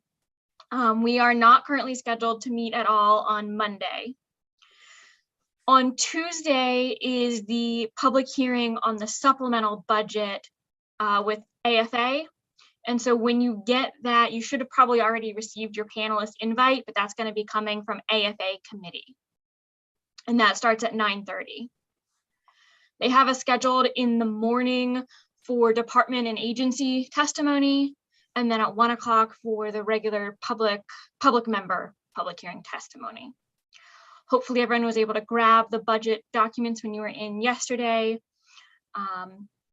And then we'll see about when we're going to get that on the schedule for the committee to work. Just so everybody knows, there's some documents that we always make sure the department brings to the work session. That includes the purple sheets, if you've heard that reference before, remember that from last year. So, but if there are additional information that the committee members want, just let me know following the public hearing. On Wednesday, the 2nd, we'll have a brief public hearing starting at 9:30, and then the presentations from the department and everyone else involved in those report backs on CDS from last session and that full discussion. And then next Thursday, the 3rd, we're going to have a large number of work sessions. So you may want to anticipate a slightly longer day, but it's also an attempt that we have various bills that committee has tabled or has postponed work sessions on, and we're trying to make sure we get all of those on the schedule. So even if they're not quite ready, you can get an update on their status and we know where we are as we start looking towards that end goal of getting everything voted from committee. And then we are not anticipating meeting on Friday, the 4th. I would note that we scheduled those confirmation hearings on Monday, the 7th. So you should mark down committee meeting for Monday, the 7th.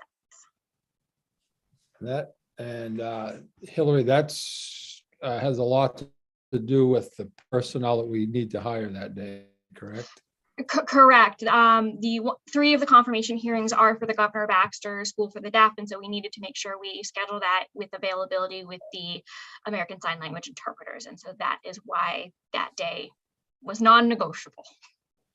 There are also certain statutory deadlines between when those nominations occur and when the committee must review them. So, Okay. I have to go back to, you mentioned purple paper. So help me yes, out. I wasn't trying to confuse anyone. That's just one of the, when we get into the budget, into the weeds of general purpose aid, that's one of the documents that the department will bring and go through for the committee. And you'll probably recognize it when you see it. Well, I was looking on my table full of papers to see if there was a purple pile, but that helps me. Thank you. You can't believe what my dining room table looks like. But otherwise, that wraps us up today. Yes, it does. Representative McCray. Yes, just checking in because I've been back and forth between committees all day. Eli, am I all set with you?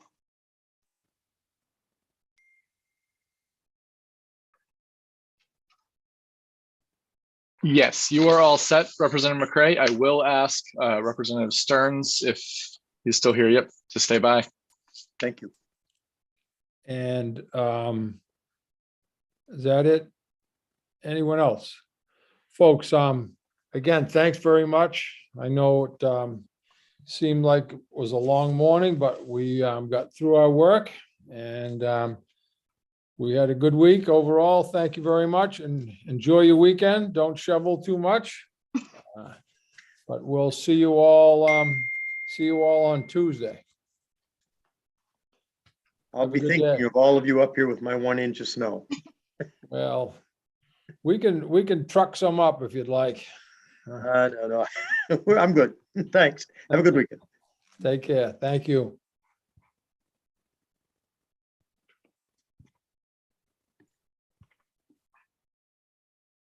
Good afternoon. Hello, Eli. I owe you one vote? 2 votes, in Two fact. votes. Okay. Chronologically, we voted on LD 1777. For the 10 members present, it was a unanimous ought not to pass. Boy, I think I'm going to stay with my, what was the bill? I ought to ask you that. 1777, that was Representative Martin's oh, yeah. I'm education service centers. Yeah, I'm an ought not to pass. Thank you. Yeah. It's always good to Thank know you. the bill before you vote. Right. And then another one that you will be very familiar with is on LD 1780. Right. Of the 10 members present, 9 voted ought to pass as amended, 1 ought not to pass. Yeah, I think I'll go ought to pass as amended on that. Yeah. Perfect. Thank you very much. And I'm glad that Representative Sampson will take the heat for us. There's always that question of how that could affect other areas of the labor force, but sure, we'll see. Yeah. Very Perfect. good. We all set?